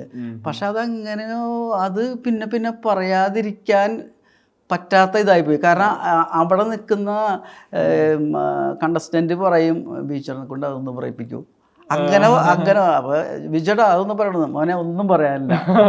അത് ഭയങ്കര ഹിറ്റായിരുന്നു. നമ്മളിപ്പോൾ സാധാരണ ഉദ്ഘാടനത്തിനൊക്കെ പോകുമ്പോൾ നമ്മളിപ്പോൾ കാസർഗോഡാണെങ്കിൽ ഇവിടുന്ന് കാറിന് പോയി അവിടെ ചെന്ന് ഒരു ദിവസം മുമ്പ്, നാളെയാണെങ്കിൽ ഇന്ന് വൈകിട്ട് പോയി അവിടെ ചെന്ന് കാലത്ത് തന്നെ എഴുന്നേറ്റ് അത് അവിടെ ചെന്ന് കുറച്ച് സംസാരം, പിന്നെ റിബൺ കട്ട് ചെയ്യണം, പിന്നെ തിരിച്ചു പോകണം. ഇത് ഈ ഒരു ഡയലോഗ് ഹിറ്റായപ്പോൾ പിന്നെ നമുക്ക് ചെല്ലേണ്ട കാര്യമില്ല. എന്ന് വെച്ചാൽ ഒരു എന്താണ് ക്രിസ്തുമസ് അതുപോലെ തന്നെ ആടി മാസം എന്നൊക്കെ പറഞ്ഞല്ലേ, അതിനൊക്കെ ഈ മറ്റേ റീറ്റെയിൽ പോലെ ഷോപ്പ് ഉണ്ടാവുമല്ലേ, അവിടെ ചേട്ടാ നമുക്കൊരു കടയുണ്ട്, അപ്പോൾ അത് ക്രിസ്തുമസിന് മാത്രമാണ്, അല്ലെങ്കിൽ ഇങ്ങനെ എന്താ റംസാന് മാത്രമേ ഉള്ളൂ. അപ്പോൾ അത് ഉദ്ഘാടനം ചെയ്യണ്ട ചേട്ടൻ ഇങ്ങനെയൊക്കെ ഒരു ഫോട്ടോ മതി എന്ന് പറഞ്ഞു. ഒന്നും പറയാം അടിയിൽ ഞങ്ങൾ ഒന്നും പറയാനില്ല എന്ന് പറയും. അപ്പോൾ അതിനെത്രയാണ്? അപ്പം നമുക്ക് ഫോട്ടോ കൊടുത്തിട്ട് പൈസ വാങ്ങിക്കാൻ പറ്റും. ഞാൻ പറഞ്ഞു അത് എനിക്കത് ചേട്ടാ ഒന്നും പറയാം, പൈസ കുറവാണ്, 50,000 രൂപ നോക്കാം. ഫോട്ടോ 25,000 രൂപക്കാണ് ഞാൻ ഉദ്ഘാടനം ചെയ്യാൻ പോണത്. ഫോട്ടോയ്ക്ക് 50,000 അത്രക്ക് ഹൈപ്പായി പോയത്. ഒരു ദിവസം നമ്മൾ മഞ്ജു വാര്യർ വന്നിരിപ്പുണ്ടായിരുന്നു ജഡ്ജി. അപ്പോൾ അന്ന് നല്ല കുറേ സാധനങ്ങൾ വന്നു. അപ്പം മഞ്ജുവിനോടാണ് ആദ്യം ചോദിച്ചത്, മോളെ ഞാൻ എന്താ പറയേണ്ടത്, ഒന്നും പറയാനില്ല. ഞാൻ പറഞ്ഞു ഹലോ ഹലോ അത് നമുക്ക് പറയാനുള്ളത്. അപ്പോൾ പറഞ്ഞു ഈ ചേട്ടൻ പറയണ കറക്റ്റാണ്, ഇത് വന്നു കഴിഞ്ഞാൽ അങ്ങനെയാണ്. മിക്കവാറും എല്ലാവരും അങ്ങനെ പറഞ്ഞു പോകണം വന്നു കഴിഞ്ഞാൽ. അത്രക്കും ഭയങ്കര ഷോ ആയിരുന്നു അത്. ഇപ്പൊ ഈ സിനിമയിൽ അഭിനയിക്കുന്നു, ലൈവ് കോമഡി ചെയ്യുന്നു, ജഡ്ജായിരിക്കുന്നു. ഇന്ന് അതുപോലെ തന്നെ ആഡ് ഓൺ ചെയ്യാൻ പറ്റുന്നതാണ് കഴിഞ്ഞ കുറച്ച് നാളായിട്ടുള്ള ബിജുക്കുട്ടൻ എന്ന ആക്ടർ സോഷ്യൽ മീഡിയ ലൈവ് ആവുന്നത്. നിങ്ങളുടെ ഫാമിലി തന്നെ ലൈവ് ആണ്. അത് ഇപ്പൊ പറഞ്ഞ പോലെ സിനിമ ഒന്നും ഇല്ലല്ലോ, വീട്ടിലിരിക്കല്ലേ. അപ്പൊ നമ്മള് അതൊരു സന്തോഷമാണ്, ഭയങ്കര രസമാണ്. കാരണം നമ്മൾ നോക്കുമ്പോൾ നമ്മൾ അതുവരെ ബിജുക്കുട്ടൻ ഡാൻസ് ചെയ്യുന്ന നമ്മൾ കണ്ടിട്ടില്ല. അവിടെയാണ് മറ്റേ ഏറ്റവും ഹുക്ക് സ്റ്റെപ്പുകള്, ടഫായിട്ടുള്ള സ്റ്റെപ്പുകള്. ഇപ്പൊ തോപ വരുമ്പോൾ അത് ഭയങ്കര റീച്ചാണ്, ആളുകൾ ഷെയർ ചെയ്യുന്നു. ഇപ്പോ ഈ സ്തുതി ഇറങ്ങുന്ന സമയത്ത് ബൊഗേമില്ല ഈ ഡാൻസിൽ ഇവിടെ ക്രേസ് വരുന്നത് ശരിക്കും മകളുടെ ഒപ്പം കൂടിയതിനു ശേഷമാണ്. അല്ല മോള് ഡാൻസ് ഇപ്പൊ എല്ലാ പിള്ളേർക്കും യൂട്യൂബൊക്കെ നോക്കി പഠിക്കാമല്ല. പിന്നെ ക്ലാസിക്കൽ പഠിച്ചിട്ടുണ്ട്, അവള് പഠിപ്പിച്ചിട്ടുണ്ട്, ഗുരുവായൂരൊക്കെ പോയിട്ട് നമ്മൾ അരങ്ങേറിയിട്ടുണ്ട്. മറ്റൊക്കെ ഫോക്ക് ഡാൻസ് എല്ലാവർക്കും അറിയാമല്ല. പിന്നെ എനിക്കെന്ന് പറഞ്ഞാൽ ഈ ഡാൻസ് ഭയങ്കര ഇഷ്ടമാണ്. ഞാൻ പഠിച്ചിട്ടൊന്നുമില്ല. നമുക്ക് ഈ നല്ല ബീറ്റുള്ളതൊക്കെ കിട്ടുമ്പോൾ നമുക്ക് അടങ്ങിയിരിക്കാൻ പറ്റില്ല, ഒന്നിങ്ങനെ ആയിപ്പോയി. അപ്പോൾ പണ്ട് നമ്മൾ ഈ സ്കൂൾ പഠിത്തമൊക്കെ കഴിഞ്ഞ് കഴിഞ്ഞപ്പോൾ ഗാനമേളക്ക് പോയി. ഞാൻ ഗാനമേളക്ക് പോയി കഴിഞ്ഞാൽ എനിക്ക് ബോക്സിൻ്റെ അരിയത്ത് പോയിരിക്കണം. അവിടെ ചെന്നിരുന്നിട്ട് ഹിന്ദി പാട്ടും തമിഴ് പാട്ടും വരുമ്പോൾ ഞാനങ്ങ് എഴുന്നേക്കും. നമ്മൾ ഈ മറ്റേ അമ്പലത്തിലൊക്കെ മറ്റേ യക്ഷിക്കളൊക്കെ ദേവി കയറുന്ന പോലെ ഇങ്ങനെ കാണിച്ചിരിക്കുക. അപ്പോൾ കൂട്ടുകാരന്മാരെ ഇടാ 2 പാട്ടൊക്കെ എനിക്ക് പറ്റുള്ളൂ പിടിച്ചിരിക്കുക. പിന്നെ അത് എന്ത് സ്റ്റെപ്പാണെന്നൊന്നുമില്ല, തകർക്കലാണ് ഞങ്ങള്. ഇപ്പൊ കാണിക്കുന്ന ചില ആളുകളില്ലേ, അത് കാണിക്കുന്ന കുടിച്ചിട്ടൊക്കെയാണ്. നമ്മൾ കുടിക്കാണ്ട് അടിപൊളിയായിട്ടാണ് ചെയ്യണത്. സ്റ്റെപ്പൊന്നും പാടില്ല, നമുക്ക് ഇൻട്രസ്റ്റ് ആണത്. അപ്പോൾ അതുപോലെ നമ്മളുടെ വീടിൻ്റെ അടുത്ത് ഒരു 3-4 അമ്പലങ്ങളിൽ അടുപ്പിച്ചൊരു ട്രൂപ്പ് വന്നു കൊച്ചിയിലാണ്. അടുപ്പിച്ച് ഞാനും പോയി പരിപാടിയാണ് ഉണ്ട്. അപ്പോൾ അവസാനം അവിടുത്തെ മാനേജർ, ട്രൂപ്പിൻ്റെ മാനേജർ അച്ഛനായിരുന്നു. അപ്പോൾ അച്ഛൻ സംസാരിച്ച് ഇടവേളയായപ്പോൾ ഞങ്ങൾ എവിടെ പോകുന്നു അവിടെ ഒരു പയ്യൻ വന്ന് ഡാൻസ് കളിക്കും. അവനൊരു ശല്യവും ഇല്ല, അവനൊരിടത്ത് മാറി കളിക്കും. അപ്പോൾ ഞാൻ അവിടെ ഇരിപ്പുണ്ട്. അപ്പോൾ എന്നെയാണെന്ന് എനിക്ക് മനസ്സിലായി. അപ്പം ഞാൻ കരുതി ഇനി വല്ല കംപ്ലൈൻ്റ് ആയിരിക്കുള്ളൂ, ആൾക്കാർ മൊത്തം ഓടിച്ചിട്ട് തന്നെ ഇടിക്കും എന്ന് കരുതിയ. അപ്പോൾ ഞങ്ങൾക്കത് ഭയങ്കര ഇഷ്ടമാണത്. അപ്പം ഇന്ന് ഒരു തമിഴ് ഗാനത്തിന് ഞങ്ങളുടെ സ്റ്റേജിൽ വന്നിരുന്ന് ഡാൻസ് കളിക്കണമെന്ന് പറഞ്ഞപ്പോൾ അത് തീരുന്നതിന് മുമ്പ് ഞാൻ സ്റ്റേജിലുണ്ട്. എത്തിയ തബലേക്കൊന്ന് ഒതുക്കി അവിടെ ഇരുന്ന് ഒരു ഡാൻസ് അവിടെ കളിച്ച്. പഠിച്ചിട്ടൊന്നുമില്ല, നല്ല കയ്യടിയും കാര്യങ്ങളൊക്കെ. അത് ഭയങ്കര ഒരു പ്രചോദനം വരുന്നു എനിക്കത്. ഞാൻ പറഞ്ഞു അച്ഛാ ഇനിയിപ്പോയ്ക്കോ, ഇനിയുണ്ടോ എന്താ ഇനിയില്ല. അപ്പം അങ്ങനെ ശല്യപ്പെടുത്തിയുള്ള പരിപാടിയല്ല, പക്ഷെ അങ്ങനെയാണ്. അന്ന് എനിക്ക് ഈ ഡാൻസിനോട് ഭയങ്കര ഇഷ്ടം വരുന്നത്. അങ്ങനെയാണ് ഈ പോത്തൻ ബാവ ചോട്ടാമൊബൈൽ എന്നോട് ചില കാര്യങ്ങൾ എന്നോട് നേരത്തെ പറഞ്ഞു തന്നിട്ടുണ്ട് നമ്മുടെ ബെന്നി ചേട്ടൻ. അപ്പോൾ അതിൽ ഒരു കാര്യമാണ്, എടാ നിനക്ക് ഡാൻസ് കളിക്കാൻ അറിയാമോ എന്ന് ചോദിച്ചു. ഞാൻ പറഞ്ഞു അറിയാൻ പാടില്ല, പക്ഷേ എനിക്ക് ഭയങ്കര ഇഷ്ടമാണെന്ന് പറഞ്ഞു. അപ്പോൾ ഇതിനകത്ത് ഡാൻസ് ഉണ്ടോ എന്ന് ചോദിച്ചു. അപ്പോൾ ഞാൻ ഒരു സോങ് സീക്വൻസിലേ നീ ഡാൻസ് കളിക്കുന്നതായിട്ട് തോന്നുകയും ചെയ്യരുത്, എന്നാ തോന്നിക്കണം, ഡാൻസ് ആണെന്ന് തോന്നിക്കണം. കായലിന്റെ സൈഡിലുള്ള പാറ്റ പോകുന്ന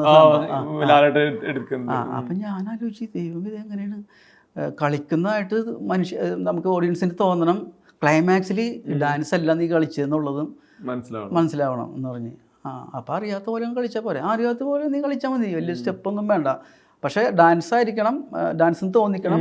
പിന്നെ ലാലേട്ടൻ പൊക്കിയെടുക്കും. അത് ഞാൻ എന്ത് ചെയ്യുമെന്ന് ആലോചിച്ചിട്ടൊരു രക്ഷയില്ല. അപ്പോൾ അത് നമുക്ക് ഇന്ന സീന ഇത്രാം തീയതി ഷൂട്ട് ചെയ്യുന്നൊക്കെ ഉണ്ടല്ലോ. അപ്പോൾ നമ്മൾ ഈ ഷൂട്ട് നേരത്തെ സീനൊക്കെ എടുത്ത് തീരുമ്പോൾ സോങ്ങിൻ്റെ സീക്വൻസ് എടുക്കും. അപ്പം ഞാനിങ്ങനെ പോകാൻ നിൽക്കണേ എനിക്ക് പോലെ മറ്റേ ഡാൻസിൻ്റെ എടുക്കണമെന്ന് അപ്പോൾ എല്ലാവരും ഉണ്ട്, ലാലേട്ടൻ, ഇന്ദ്രജിത്ത്, സിദ്ദിഖ്, മണിക്കൂട്ടൻ എല്ലാവരും ഉണ്ട്. അപ്പോൾ ഞാൻ എടുക്കണം, അതിപ്പോൾ എടുക്കാൻ നോക്കുക, അല്ലെങ്കിൽ പിന്നെ നമുക്ക് പറ്റില്ല. ഞാൻ ചെന്ന് നിന്ന് അവിടെ ചെന്ന് നിന്നിട്ട് ചുമ്മാ ഞാനൊന്നും ഇങ്ങനെ കാണിച്ച് വെറുതെ എങ്ങനെയാണെന്ന് കാണിച്ച് അത് മതി എന്ന് പറഞ്ഞ്. അപ്പോൾ ഷോട്ട് എടുക്കാൻ ലാലേട്ടനെ വിളിക്കാൻ പറഞ്ഞു. ലാലേട്ടനെ വിളിച്ച് ലാലേട്ടൻ പാറ്റയൊക്കെ ആയിട്ട് വന്ന് ഒറ്റ ഷോട്ടിൽ അതെന്തോ എനിക്ക് തോന്നുന്നത് ആ പറഞ്ഞ പോലെ വന്നെന്ന് തോന്നുന്നു. ഒറ്റ ഷോട്ട് എടുത്തപ്പോൾ അൻവർ പറഞ്ഞ് അത് മതി, അത് കറക്റ്റാണെന്ന് പറഞ്ഞ്. അല്ലാതെ നമ്മൾ കുറേ സ്റ്റെപ്പ് ഇട്ട് കഴിഞ്ഞാൽ റീലിലാണെങ്കിലും ഇപ്പൊ ഭയങ്കര ബുദ്ധിമുട്ടുള്ള സ്റ്റെപ്പാണല്ലോ, പലരും ട്രൈ ചെയ്യാൻ കഷ്ടപ്പെടുന്ന, പലരും മറ്റേ അച്ചീവ് ചെയ്യാൻ പറ്റാത്ത പല സ്റ്റെപ്പുകളും പ്രാക്ടീസ് ചെയ്ത് അത് ഭയങ്കര എനിക്ക് തോന്നുന്നു ഈ ക്രേസിന്റെ പുറത്ത് അതെ തീർച്ചയായിട്ടും. അല്ലാതെ പഠിച്ചിട്ടൊന്നും ചെയ്യണമെന്നല്ല, അത് ഞാൻ ഒരുപാട് എന്താ പറയണത് അപ്പം തന്നെ ഒന്നും ചെയ്യാനൊന്നും പറ്റൊന്നുമില്ല. എനിക്ക് തോന്നുന്നത് റീലൊക്കെ നമ്മളെ വന്നത് ട്രെൻഡ് കഴിഞ്ഞിട്ടാണെന്ന് തോന്നുന്നു. ഞാൻ പഠിക്കാനുള്ള താമസം ഒരു ട്രെൻഡിന്റെ യാത്ര മൊത്തം പഠിക്കാനായിട്ടൊക്കെ ട്രെൻഡ് കഴിഞ്ഞതിന് ശേഷമാണ്. അപ്പോൾ ഈ ട്രെൻഡ് സമയത്ത് നമുക്ക് ഇറക്കാൻ പറ്റാത്തത് എനിക്ക് പഠിക്കാൻ പറ്റാത്തതുകൊണ്ടാണ്. ഇതെങ്ങനെയാണ് പ്രാക്ടീസും കാര്യങ്ങളൊക്കെ? ഈ ഡാൻസ് പ്രാക്ടീസ് ചെയ്തെടുക്കുന്ന സ്റ്റെപ്പ് പഠിച്ചെടുക്കുന്നത് എങ്ങനെയാണ്? അത് മോള് രണ്ടുപേരും കൂടെ ഒരുമിച്ച് മോള് അത് ആദ്യം എത്ര വേണം, റീലിന് എത്ര വേണം, ഏതാണ് നമ്മുടെ ഇപ്പോൾ ട്രെൻഡായിട്ടിരിക്കുന്നത് അത് അവള് കളിച്ചിട്ട് എന്നോട് പറയും. അവള് കോളേജിൽ പോകുമ്പോൾ ഞാൻ വീട്ടിലിരുന്ന് പ്രാക്ടീസ് ചെയ്യും. വൈഫാണ് ക്യാമറ ചെയ്യണത്. പിന്നെ ഇളയ മോളാണ് മറ്റേ പ്ലേ ചെയ്യണത്, പാട്ട് പ്ലേ ചെയ്യുന്നവളാണ്. ഒരു ആർട്ടിസ്റ്റിനെ ഏറ്റവും പ്രധാനപ്പെട്ട സപ്പോർട്ട് സിസ്റ്റം എന്നുള്ളത് അത് ഈ പ്രേക്ഷകരായിരിക്കാം, അല്ലെങ്കിൽ സുഹൃത്തുക്കളായിരിക്കാം, ഫാമിലി ആയിരിക്കാം. ഇപ്പോൾ ബിജുചേട്ടൻ്റെ കാര്യത്തിൽ ഈ ഫാമിലിയുടെ സപ്പോർട്ട് ഭയങ്കരമായിട്ടുണ്ട്. ഈ അത് പറയുന്ന പോലെ തന്നെ ഈ ഫ്രണ്ട്ഷിപ്പുകൾ ശരിക്കും ഇപ്പോൾ ഈ ലോങ് ജേണി ആണല്ലോ. ഇത് വേണമെങ്കിൽ നമുക്ക് ഈ പറയുന്ന ഗാനമേളയ്ക്ക് ഡാൻസ് കളിക്കുന്ന കാലം മുതലുള്ള സൗഹൃദങ്ങൾ ഇട്ട് വന്നു കഴിഞ്ഞാൽ പലതരത്തിലുള്ള സൗഹൃദങ്ങൾ, പല ആളുകൾ ചിലപ്പോൾ അവർ തന്നെ ആയിരിക്കും കോൺസ്റ്റന്റ് ആയിട്ട് ഉണ്ടാവുക. ശരിക്കും ഈ ഫ്രണ്ട്ഷിപ്പിന് എങ്ങനെ കാണുന്നത് ഈ ഒരു വലിയ ജേണിയിൽ? അല്ല എനിക്ക് അന്ന് ഇപ്പോൾ പറഞ്ഞ പോലെ തന്നെ അന്ന് ഡാൻസ് കളിച്ച കൂടെ നിന്ന ആളുകൾ തന്നെയാണ് ഇപ്പോഴും എൻ്റെ കൂടെ ഉള്ളത്. ഇപ്പം നമ്മൾ സിനിമയിലൊക്കെ അഭിനയിക്കുമ്പോൾ കുറേ ആളുകൾ പുതിയതായിട്ട് വരുമല്ലോ, അവരുണ്ട് നല്ലവരും കാര്യങ്ങൾ. പക്ഷെ മറ്റവരൊക്കെ എപ്പോഴും ഞാൻ സംസാരിക്കും, എപ്പോഴും അവിടെ ചെല്ലും. പണ്ടത്തെ പോലെ അങ്ങനെ പരിപാടിക്കൊന്നും പോകാൻ പറ്റുന്നതുള്ളൂ. അവരാണ് എന്നെ കൊണ്ടാടുന്നിരുന്നത്. ഇങ്ങനെ ഇത് ആരെങ്കിലൊക്കെ ഇടിക്കാനൊക്കെ വന്നു കഴിഞ്ഞാൽ ഇങ്ങനെ നിന്നിരുന്ന അവർക്ക് ഭയങ്കര സന്തോഷമാണത്. എന്ന് വെച്ചാൽ ഞാൻ ആദ്യം ഒരു സിനിമ അഭിനയിച്ചിരുന്നു, സുരേഷ് ഗോപിയുടെ സുന്ദരപുരുഷൻ എന്ന് പറഞ്ഞത്. അപ്പം തോമസ് തോപ്പിൽക്കുടിയാണ് വിളിച്ചത് തന്നെ. അപ്പം ഞാൻ സലിംകുമാറിൻ്റെ ട്രൂപ്പിൽ കളിക്കുകയാണ്. അപ്പോൾ എന്നോട് സലിംകുമാർ പറഞ്ഞു, എടാ തോമസ് വിളിച്ചിരുന്നാന്ന് ചോദിച്ചാൽ പിന്നെ തോമസ് ഏട്ടൻ വിളിച്ചിട്ടുണ്ടായിരുന്നു. അപ്പോൾ ഒന്ന് ചെല്ലാൻ പറഞ്ഞു അപ്പോൾ ഒരു കാര്യം ചെയ്യ്, നീ എൻ്റെ കാറിന് വന്നോ. എന്നിട്ട് പുള്ളി ഉണ്ട് ആ സിനിമയിൽ. അപ്പോൾ ഞാനവിടെ ചെന്ന് എന്താണ് വേഷം ഒന്നും പറഞ്ഞില്ല. അപ്പം തോമസ് ഏട്ടൻ അവിടെ ഇല്ല, തോമസ് ഏട്ടൻ റെക്കമെൻഡ് ചെയ്തതാണ്. അപ്പം അത് അന്നത്തെ അതിൻ്റെ പ്രൊഡ്യൂസർ നമ്മുടെ ബൈജു എഴുപുന്ന പുള്ളിച്ചേട്ടനായിരുന്നു. അപ്പോൾ അവിടെ ചെന്നപ്പോൾ ഈ ഓർക്കസ്ട്ര ഉണ്ടല്ലോ, ഈ ഗാനമേള ട്രൂപ്പ് പാടുന്ന ആളാണ് സുരേഷ് ഏട്ടൻ. അതിൻ്റെ ഓർക്കസ്ട്ര. അപ്പം നമ്മൾ റിഹേഴ്സലാണ്, ഇതുപോലെ ക്യാമ്പ് ഇട്ടിട്ട് റിഹേഴ്സൽ നടത്തിയാണ് പുള്ളി. അപ്പോൾ അവിടെ ഇൻസ്ട്രുമെൻറ്റ്സ് കാര്യങ്ങളൊക്കെ ഉണ്ട്. അപ്പം എന്നോട് ചോദിച്ച് ഇയാൾ വന്നല്ലേ, അപ്പം ഡയലോഗൊന്നുമില്ല, നമുക്ക് ഡയലോഗൊന്നും വേണ്ട. സുരേഷ് അപ്പം ഒരു കാര്യം ചെയ്യ്, ഇത് സലിംകുമാറിൻ്റെ ട്രൂപ്പിൽ കളിക്കണല്ലേ, അപ്പം തനിക്ക് ഏത് ഇൻസ്ട്രുമെൻ്റാണ് ഇഷ്ടപ്പെട്ടത്? ഞാൻ നോക്കിയപ്പോൾ ജാസ് ഇരിക്കണം, നല്ല കളർഫുൾ സാധനം. അതിൻ്റെ ഇടയിൽ ഇരുന്ന് ഞാൻ കിടുക്കനായിരിക്കും. ഞാൻ ഒരു കറക്കി അടിച്ച് പൊളിച്ച് ഇങ്ങനെയൊക്കെ ഇട്ട് അടിക്കണൊക്കെ ഉണ്ടാവുമെന്ന് ഞാൻ പറയും ജാസ്. ജാസിലിരുന്നു. മറ്റൊരു തബല, ചിലർ ഫ്ലൂട്ട് ഒക്കെ ഇരുന്ന്. അപ്പോൾ സുരേഷ് ഏട്ടൻ വന്ന് ഇന്ന് പാടുന്നൊരു സാധനത്തിൽ ഞാൻ നോക്കിയപ്പോൾ ഇതിൻ്റെ മുകളിൽ ആ സാധനം കൊണ്ട് പിടിപ്പിച്ചിട്ട് എന്നെ കാണാനില്ല. റോട്ടോ നിറച്ചിട്ട് എന്നെ കാണാൻ പറ്റുന്നത് എനിക്ക് തന്നെ അറിയാം, കാരണം ക്യാമറ ഒന്നും എനിക്ക് കാണാൻ പറ്റണില്ല. അപ്പോൾ ഇങ്ങനെ സ്റ്റാർട്ട് ക്യാമറ പറഞ്ഞു കഴിഞ്ഞപ്പോൾ ഇതിന് ഓരോ ഗ്യാപ്പ് ഉണ്ടല്ലോ. സ്റ്റാർട്ട് ക്യാമറ പറഞ്ഞു കഴിഞ്ഞപ്പോൾ സുരേഷ് ഏട്ടൻ ഇവിടെ വന്നിരുന്ന് അവിടെ ക്യാമറ വെച്ചാൽ. അപ്പോൾ എനിക്കറിയാം സംഭവം കിട്ടണില്ല, ക്യാമറ കണ്ടാൽ നമ്മളുണ്ടെന്ന് നമുക്കറിയാം. ആ ഒരു സെൻസൊക്കെ അന്നുണ്ടായിരുന്നു. സുരേഷ് ഏട്ടൻ അന്ന് അവിടെ നിന്ന് നമ്മൾ ആദ്യത്തെ ഫസ്റ്റ് പരിപാടി എന്നൊക്കെ പറഞ്ഞൊരു ഡയലോഗ് കാര്യം ചെയ്തപ്പോൾ ഞാൻ അപ്പോൾ അതൊക്കെ ഇങ്ങനെ അതാരാണ് കട്ട് കട്ട് ജാസ് അടിക്കണ ആര്? ഞാനാണ്. അതിൻ്റെ ഇടയിൽ കൂടി ഇങ്ങനെ വന്ന് നോക്കണം, അത് നോക്കണ്ട കേട്ടാ എന്ന് പറഞ്ഞ് വീണ്ടും ഷാർട്ട് ക്യാമറ പറഞ്ഞ് ഞാനിങ്ങനെ അടി അടി ഞാനിങ്ങനെ ഒരു മാറിക്കളയും, ഫേസ് കുറച്ച് കിട്ടാൻ വേണ്ടിയാണ്. എന്നിട്ട് പിന്നെ സജഷൻ എന്തോ വെച്ചപ്പോൾ ഞാനൊരു ജീൻസിൻ്റെ ഷർട്ടാണ് ഇട്ടിരുന്നത്. അപ്പോൾ ഈ കൈ ഇങ്ങനെ വെച്ചാക്കണമെന്നുണ്ട്. അപ്പോൾ സിനിമ ഞാൻ കണ്ടപ്പോൾ നമ്മൾ ഫുള്ള് അവിടെ നിന്ന് ഇവിടുന്നൊക്കെ എടുത്തപ്പോൾ എന്തെങ്കിലും ഉണ്ടാവും എന്നാണ് ഞാൻ കരുതിയത്. ഞാൻ ആദ്യം പോയി സിനിമ കണ്ടപ്പോൾ എൻ്റെ ഈ ഷർട്ടിൻ്റെ ഈ ഒരു ഇത് മാത്രമേ ഉള്ളൂ. അപ്പോൾ എൻ്റെ കൂട്ടുകാരന്മാരിലുള്ള സപ്പോർട്ടാണല്ലോ. അവന്മാർ എടാ നാളെ പോകണ്ട, ഇന്ന് ഭയങ്കര തിരക്കാണെന്ന് പറഞ്ഞ്, നാളെ അങ്ങ് പോകുമെന്ന് പറഞ്ഞ്. അപ്പം ഞാൻ കരുതി ദൈവം ഈ ഷർട്ട് മാത്രമുള്ള എന്ത് പറയുന്നത്, വെട്ടിക്കളഞ്ഞെന്ന് പറയാൻ പറ്റുമോ, ഞങ്ങൾ നാളെ പോകണ്ടെന്ന് പറഞ്ഞ്. അവർ പോയി സിനിമ കണ്ടു കഴിഞ്ഞപ്പോൾ എടാ നിൻ്റെ ഷർട്ട് നീ ഇവിടെ ഇടണ ഷർട്ടില്ല, ഞാൻ വീട്ടിലേക്ക് ആ ഷർട്ട് ഇടണ അതിനകത്ത്, ആ ഷർട്ട് വെച്ചിട്ട് 5 പ്രാവശ്യം കണ്ടവര്. എടാ ബിജുവിൻ്റെ ഷർട്ട് ഉണ്ട് സിനിമയിൽ, ബിജു ഇല്ല. അത്രയും സ്നേഹമുണ്ട്. അപ്പോൾ കൂട്ടുകാരന്മാർ തന്നെ അവരെയൊക്കെ നമുക്ക് കളയാൻ പറ്റുമോ? ഒരു ഷർട്ട് കണ്ടിട്ട് പടം സൂപ്പർ ഹിറ്റ് ആക്കിയ ആൾക്കാരാ. ഈ സ്ക്രീനിൽ കാണുന്നത് ഈ ഷർട്ട് ഫ്രണ്ട്ഷിപ്പ് സിനിമ കാണാൻ പോകുന്നൊക്കെ പറയുമ്പോൾ എനിക്ക് തോന്നുന്നു നമ്മളെല്ലാവരെയും പ്രത്യേകിച്ച് നമ്മുടെ ഇന്ത്യൻ ഓഡിയൻസിന്റെ വളർച്ചയിൽ ഭയങ്കര പ്രധാനപ്പെട്ടതാണല്ലോ ഈ സിനിമ തിയേറ്ററിൽ പോയി കാണാൻ എന്നുള്ളത്. അങ്ങനെ തീർച്ചയായിട്ടും തിയേറ്ററിൽ പോയി കണ്ട് ഭയങ്കര എക്സൈറ്റഡ് ആയ ഭയങ്കര എനർജറ്റിക് ആയി അങ്ങനെ ഒരു സിനിമയുണ്ടോ ശരിക്കും ഈ പറഞ്ഞ ഏതെങ്കിലും പടം, ഏത് പ്രായത്തിൽ, ഏത് സമയത്തും, ഏത് ഭാഷയിലും? അല്ല, അത് ഈ പോത്തൻപാവ് തൊട്ടിട്ട് ചോട്ടാൻ മുമ്പൊക്കെ കാണുമ്പോൾ പോത്തൻപാവ് കുറച്ച് ഞങ്ങൾ കാണാതൊക്കെയാണ് കയറിയത്. ചോട്ടാൻ മുമ്പേക്ക് വന്നപ്പോൾ നമ്മൾ എല്ലാവരും കണ്ട് നമ്മൾ ബാൽക്കണിയിൽ ഇരിക്കണ ഒക്കെ കണ്ട്. അപ്പോൾ ആ ഇൻട്രൊഡക്ഷൻ സീനിലൊക്കെ നമ്മളെ നോക്കിയിട്ട് അടിയിൽ നിന്ന് പേപ്പർ എറിയലും. അപ്പോൾ വൈഫും മക്കൾ ഒക്കെ ഉണ്ട്, ആൾക്കാർ നമ്മുടെ അടുത്ത് ഫുള്ള് ആളാണല്ലോ. പക്ഷെ അതൊരു ഭയങ്കരമായിട്ടുള്ളൊരു അതെന്താ പറയണ്ടതെന്ന് പറയാൻ പറ്റൂല. അത് ആൾക്കാരെല്ലാം ഇങ്ങോട്ടും നോക്കണത് അടിപൊളി, ഭയങ്കര ബഹളമായിരുന്നു. അത് ഫാൻസിൻ്റെ പരിപാടിയും ഇതല്ല, അതൊരു ഭയങ്കര മറ്റേ പോത്തൻ ബാബ കണ്ടത് ഞങ്ങൾ സൈലൻ്റായിട്ട് പോയി ഇരുന്ന് അവർ നേരത്തെ ടിക്കറ്റൊക്കെ എടുത്തതെന്ന് ആരും കണ്ടൊന്നുമില്ല.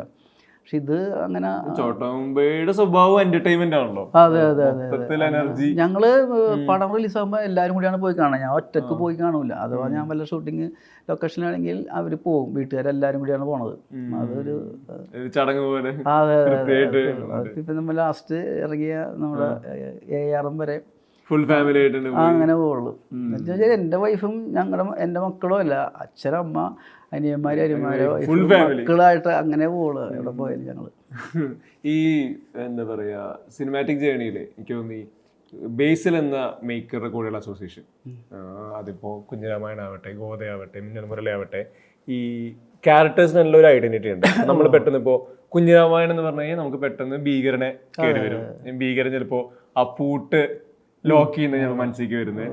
ഗോത പറഞ്ഞു കഴിഞ്ഞാൽ കൊലമച്ചാന്റെ ഈ ക്ലബിൽ നിൽക്കുന്ന കുട്ടിക്ക് എന്താ പൈസയുടെ ആവശ്യമുണ്ടെന്ന് തോന്നുന്നു, ആ മൊമെന്റ് പെട്ടെന്ന് കയറിയായിരിക്കും.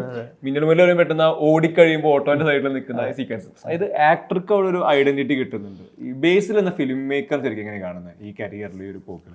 ആ ബേസിൽ ഞാൻ ചുരുക്കം ചിലവരോട് മാത്രമേ വിളിച്ച് ചാൻസ് എന്ന് പറയുക അടുത്ത പടം നമുക്കെപ്പോഴാണ് എന്നൊക്കെ ചോദിക്കാൻ ഉള്ളൊരു ഫ്രീഡം ഈ ബേസിൻ്റെ അടുത്തുണ്ട്. അതുപോലെ തന്നെ ബേസിൽ ഞാൻ വിളിക്കാറുള്ള ആളുകൾ ബേസിൽ, അതുപോലെ തന്നെ നമ്മുടെ മിഥുൻ മാനുവൽ, പിന്നെ നമ്മുടെ ജിതിൻ ഉണ്ടല്ലോ ഇപ്പോൾ ജിതിൻ, ഇവരെ ഇത്രയും പേരൊക്കെ ഞാൻ വിളിക്കാറുള്ളൂ. നമ്മുടെ പടം എപ്പോഴാണ് തുടങ്ങണേന്നൊക്കെ ചോദിച്ചിട്ടുണ്ട്.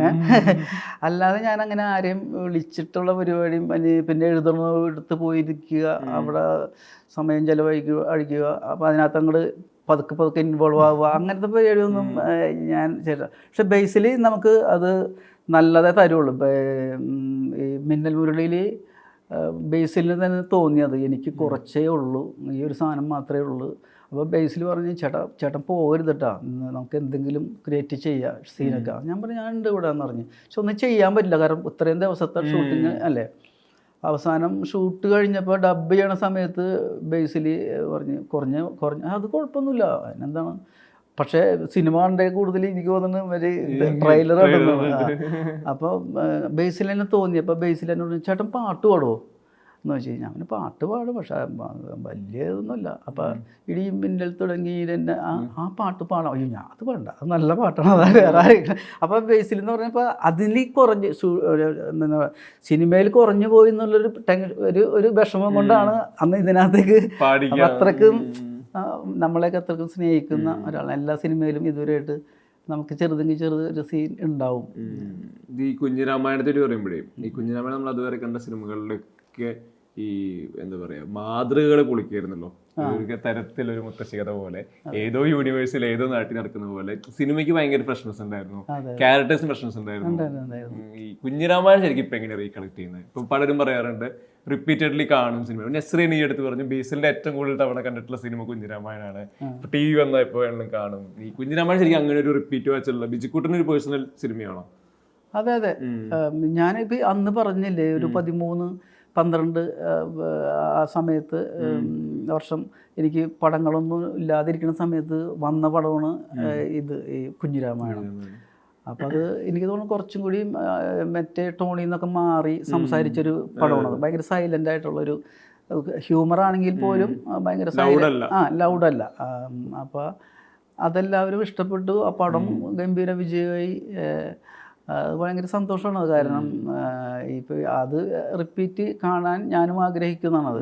അതിലൊരു കളക്റ്റീവ് പരിപാടി ഉണ്ടല്ലോ. കാരണം ഒരു ആക്ടറിൽ മാത്രമല്ല, നിങ്ങൾ എല്ലാവരും പെർഫോം ചെയ്താലേ ആ സീൻ വർക്ക് ആവുള്ളൂ. അതെ അതെ. ഒരാൾ മാത്രം പെർഫോം ചെയ്താൽ അവിടെ വർക്ക് ആവുന്നില്ല. ആ ഗിവ് ആൻഡ് ടേക്ക് ഇല്ലേ? ഇപ്പൊ നിങ്ങൾ ഇത്ര ആർട്ടിസ്റ്റുകൾ 5-6 പേരൊക്കെ എല്ലാ സീനിലും എല്ലാ ഫ്രെയിമിലും വരുന്നുണ്ട്. അങ്ങനെ പെർഫോം ചെയ്യുന്നതിന് ശരിക്കും എന്താ രസം. ഇപ്പൊ ചോട്ടാ മുംബൈയില് ലാലേട്ടൻ ഉണ്ട്, മണിക്കുട്ടൻ, സിദ്ദിഖ, ഇന്ദ്രിത്ത്, നിങ്ങളൊരു കോംബോ വർക്ക് ചെയ്യുന്നു. ഇപ്പറേ നിങ്ങൾ കുഞ്ഞിരാമായണത്തിൽ ഈ കണ്ട ആളുകൾ എല്ലാവരും വരുന്നു. ഗോതയിൽ ഇങ്ങനെ ഒരു കമ്മ്യൂണിറ്റി ഉണ്ട്. ഈ ഒരുമിച്ച് പെർഫോം ചെയ്യുന്നത് അതിലെ രസം എന്താ ശരിക്കും? ഒരുമിച്ച് വർക്ക് ചെയ്യുമ്പോൾ എനിക്ക് തോന്നുന്നു ചോട്ടാ മുംബൈ എന്ന് പറയുമ്പോൾ നമുക്ക് അവിടെ ഒന്നും പറയാൻ പറ്റൂല എന്നൊക്കെ ഇരുന്ന്. സിദ്ദിഖ, ലാലേട്ടൻ, മണിക്കുട്ടൻ മാത്രമേ ഉള്ളൂ കുറച്ചും കൂടി ഇതായിട്ടുള്ളൂ. ബാക്കി എല്ലാവരും സിനിമയിൽ ഭയങ്കര ടൈമിംഗ് ഉള്ള ആളുകളൊക്കെ അല്ലേ. അപ്പം ഞാൻ കരുതിയത് നമുക്കൊന്നും മിണ്ടാൻ പറ്റില്ല, പറഞ്ഞ് എഴുതി വെച്ചത് മാത്രമേ പറയാൻ പറ്റുള്ളൂ എന്നൊക്കെ പറഞ്ഞ് അങ്ങനെയൊക്കെയാണ് നമ്മുടെ മനസ്സിൽ. പക്ഷേ അങ്ങനെയല്ലായിരുന്നത്. അവിടെ നമുക്ക് എന്തെങ്കിലും ഹ്യൂമറൊക്കെ ഉണ്ടെങ്കിൽ അത് പറഞ്ഞു കഴിഞ്ഞാൽ അപ്പോൾ തന്നെ അത് കൊള്ളാം, അത് ചെയ്യാമെന്നറിയും. കുറേ ഡയലോഗ് എനിക്കുണ്ടെങ്കിൽ അപ്പം ഞാൻ പറയും മൊത്തം ഞാനാണുള്ളത് പറയേണ്ടത്, മറ്റവരൊക്കെ വെറുതെ കേൾക്കില്ല. അത് നീ പറയേണ്ട സംഭവമാണ് അത്. അപ്പം ഞാനാലോചിച്ച് സിദ്ദിഖ, ഇന്ദ്രിത്ത് അവരൊക്കെ വെറുതെ ഇരിക്കുമ്പോൾ ഞാൻ പറയണോ ഡയലോഗ്? അല്ല അത് അങ്ങനെയാണ് അത് എന്ന് പറയും. അപ്പം ഞാൻ ഒരിക്കലും വല്ലതും തോന്നുന്നു ഏയ് അങ്ങനെ അത്. അപ്പം നമുക്ക് അതൊരു എന്താ പറയുക ഒരു തെറ്റിദ്ധാരണയായിരുന്നു അത്. പറയാൻ പറ്റും കുറേ സാധനങ്ങളൊക്കെ സോങ് സീക്വൻസിലൊക്കെ ഞാൻ പറഞ്ഞിട്ടുണ്ട് ഇങ്ങനെ ചെയ്യട്ടെ അങ്ങനെയായിട്ട്. അത് കുഴപ്പമില്ല, നല്ലതാണ്, അത് ചെയ്തു എന്നുണ്ട്. അത് പോത്തൻ ഭാവിയിലും ജോഷി സാറ് പറഞ്ഞു എന്നോട്. അങ്ങനെ ഒരു ഗുണം നമുക്ക് കിട്ടിയിട്ടുണ്ട്. ചില വലിയ സിനിമകളിലൊന്നും അങ്ങനെ പറയാൻ പറ്റൂല. നിനക്ക് എന്താണ് തമാശ തോന്നുന്നതെന്ന് വെച്ചാൽ നീ അത് പറഞ്ഞോട്ടെ, അത് നമുക്ക് നല്ലതാണെങ്കിൽ നമുക്ക് എടുക്കാമെന്ന് ജോഷി സാർ തന്നെ പറഞ്ഞു. ഇത് കേട്ടപ്പോഴേക്കും ഞാൻ പിന്നെ വന്നാൽ പിന്നെ കലക്കി കളയാം. അപ്പോൾ ഞാൻ സാറേ നമ്മൾ മറ്റേത് ചെയ്താലോ എന്നോട് പറഞ്ഞത് അബദ്ധമായി അങ്ങനെയൊക്കെ ചോദിച്ചു. അപ്പോൾ 2-3 എങ്ങനെ ഇട്ട് ആ നന്നായിരുന്നു, അത് കൊള്ളായിരുന്നു, നന്നായിരുന്നു. സാർ നമുക്കേ ദൈവം നീ ഈ പടം കൊള്ളാക്കല്ലേ. പുള്ളി എന്താ ഭയങ്കര ഇഷ്ടമായിരുന്നു എന്നോട്. അത് തന്നെ ഭയങ്കര. കാരണം നമ്മൾ ചെന്ന് നിൽക്കുമ്പോൾ സിംഹങ്ങളല്ലേ നിൽക്കണത്. മമ്മൂക്കയിലും ഒക്കെ ഭയങ്കര. അതെ അതെ അതെ. അല്ല എല്ലാവരും വരുമ്പോൾ നമ്മളെ കണ്ടെന്നുള്ളതേ, നമ്മൾ സിനിമയിലില്ലെങ്കിലും നെടുമുടി വേണിച്ചേട്ടൻ കണ്ടപ്പോൾ തന്നെ വെച്ചിട്ട് ഞാൻ അറിഞ്ഞു കണ്ടെന്ന് അറിഞ്ഞു. അപ്പം നമുക്ക് അത്ഭുതമാണ്. നമ്മൾ ഈ അനൗൺസ് ചെയ്തിട്ടുള്ളൂ. ഇപ്പം സ്റ്റേജിലൊക്കെ അനൗൺസ് ചെയ്യുമല്ല അടുത്തായിട്ട് വരുന്നത് മലയാള സിനിമയുടെ അഭിനയത്തിൻ്റെ കൊടുമുടി താണ്ടിയ നെടുമുടി വീണു. പുള്ളിയൊക്കെ വന്നിട്ട് സിമ്പിളായിട്ട് നമ്മളോടെ അറിഞ്ഞു ഇവിടെയുണ്ട് തകർക്കണ്ടല്ലേ എന്നൊക്കെ പറയുമ്പോൾ രാജൻ പി ദേവട്ടൻ എല്ലാവരും. പക്ഷെ അത് നമുക്ക് അതൊരു എനർജി ആയിരുന്നത്. കാരണം ആരും അറിയാത്ത നമ്മൾ മാറിയൊക്കെ നിൽക്കണമെങ്കിൽ ഭയങ്കര അങ്ങനെയൊക്കെ നിൽക്കേണ്ട വരുന്നത്. പക്ഷെ വന്നവരൊക്കെ നമ്മൾ ഭയങ്കരമായിട്ട് സപ്പോർട്ട് ചെയ്ത് ഈ കൈന്നിടുന്ന പോഷൻ പറഞ്ഞപ്പോഴേ ഈ അല്ല അപ്പൊ അത് നമ്മളെ ഈ മറ്റു സിനിമകൾ കുഞ്ഞിരാമായണത്തിലൊന്നും അങ്ങനെ പ്രശ്നമേ ഇല്ല. അത് ബേസിൽ അത്രക്കും വലിയ പ്രശ്നമൊന്നുമല്ല നമുക്ക് പറയാം. പിന്നെ ഈ ബേസിൽ എന്ന് പറഞ്ഞാലല്ല ഇങ്ങനെ ആലോചിക്കും അവിടെ അത് പറയാമോ എന്ന്. അത് ഭയങ്കരമുണ്ട്. അത് വേണ്ടേട്ടാ വേണ്ട എന്ന് പറയും. അങ്ങനെ പറഞ്ഞിട്ട് പിന്നെ അതുപോലെ തന്നെ നമ്മളൊരു സീൻ നമ്മൾ സീൻ എടുക്കുമ്പോൾ തന്നെ അതിൻ്റെ മ്യൂസിക് ഇടും. എന്നിട്ട് അത് പറയും നല്ല ഫീലോട് കൂടി പറയും. അതല്ലായിരിക്കും മ്യൂസിക്, പക്ഷെ എന്നാലും ഓരോന്നിനും കണ്ടുവച്ചിട്ടുണ്ടാവും. പിന്നെ ബേസിലിന് ഞാൻ കണ്ടിട്ടുള്ള ഏറ്റവും വലിയ പ്രത്യേകത എന്ന് വെച്ചാൽ എല്ലാ ഡയലോഗും എന്താ വെച്ചിട്ടുണ്ടെങ്കിൽ പുള്ളി സംവിധാനം ചെയ്യണ ആ സിനിമയുടെ സ്ക്രിപ്റ്റ് മൊത്തം പഠിച്ചിട്ടുണ്ടാകും, വിത്ത് പാട്ടിൻ്റെ ലിറിക്സ് വരെ. അത് ഭയങ്കരമാണ്. അത് ഭയങ്കര, കാരണം നമുക്ക് ഒരു സീൻ മെമ്മറിയിൽ ഉണ്ടാവും, പക്ഷെ അതിൻ്റെ ഡയലോഗ് അറിയാൻ പറ്റില്ല. നമുക്ക് ആ സിറ്റുവേഷൻ അറിയാൻ പറ്റും, പക്ഷെ ഡയലോഗ് കറക്റ്റായിട്ട് പഠിച്ചിട്ടാണ്. ആദ്യം എനിക്ക് തോന്നുന്നത് 2-3 വർഷം അത് പഠിക്കുമെന്ന് തോന്നുന്നു. നമ്മളൊക്കെ എന്തെങ്കിലും തെറ്റി ചേട്ടാ അത് അവിടെ മറ്റേ ഇങ്ങനെയല്ലേ, അത് സ്ക്രിപ്റ്റ് ഒന്നും ഇല്ല കേട്ടോ അവൻ്റെ അടുത്ത്.